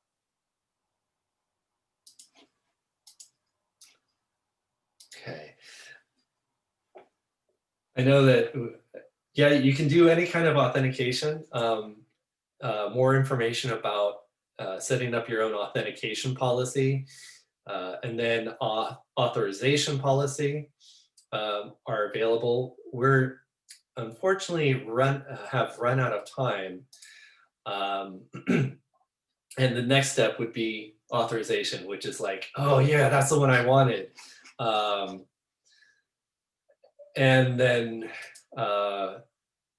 yeah, anyway, so let me just say that from this point, where do we go? So this would be the last step in the tutorial is authorization, and it talks about some concepts that are essential for pretty much every application out there, where you want to deny access to people or, for specific resources, and how to get that set up from a basics, from very basic is covered in this step. The next thing that I would strongly recommend people to take a look at is the SQLAlchemy and URL dispatch wiki.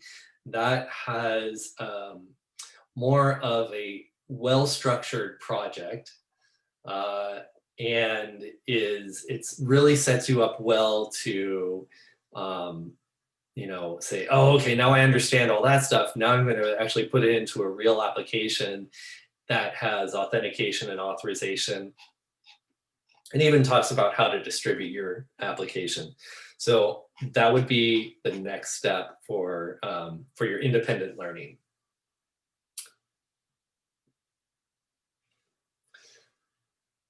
So I'm going to have to pause for now and just ask if anyone has any questions or comments or feedback at this point.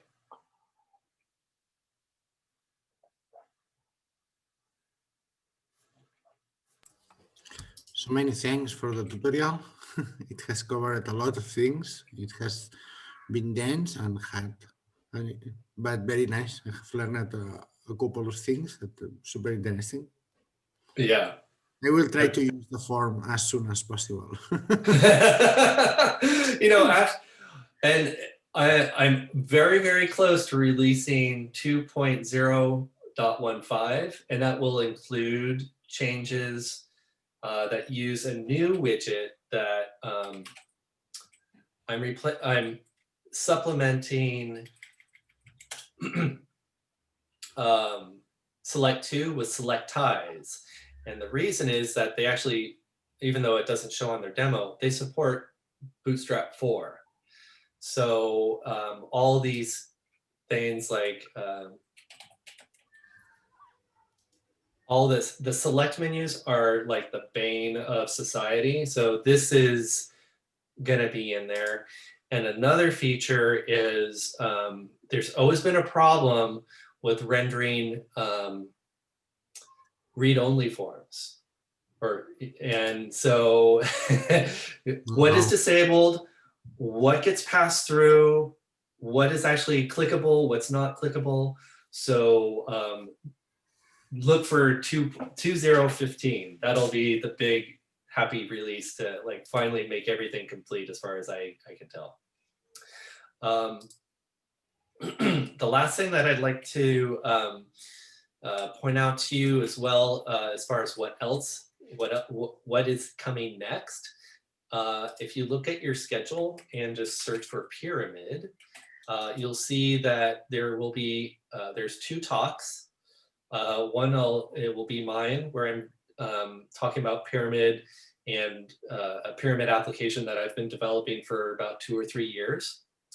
And then there'll be another talk by Matt Wilson and parties about role-based access control. And this is going to be a good talk. I really recommend you check that one out. And lastly, we're going to have a Pylons project sprint, and that'll be on Pyramid, Deform, WebOb, Waitress, all the other projects that are underneath the Pylons project. So I invite you to join us for those. All right. And if there's no other questions, what we'll do now is we're going to stop the Zoom session and wrap it up. And we can go over into the Slack channel for Training 2020 Pyramid to follow up with any other questions or any other issues that you may have had that you want to address with me. And as always, if you need to get a hold of me, I sent you an email, so you have my email address. And I welcome your comments and feedback and any questions. Thank you, everyone. So many thanks. Bye-bye. Thank you. All right, enjoy your day. Training. Thank you.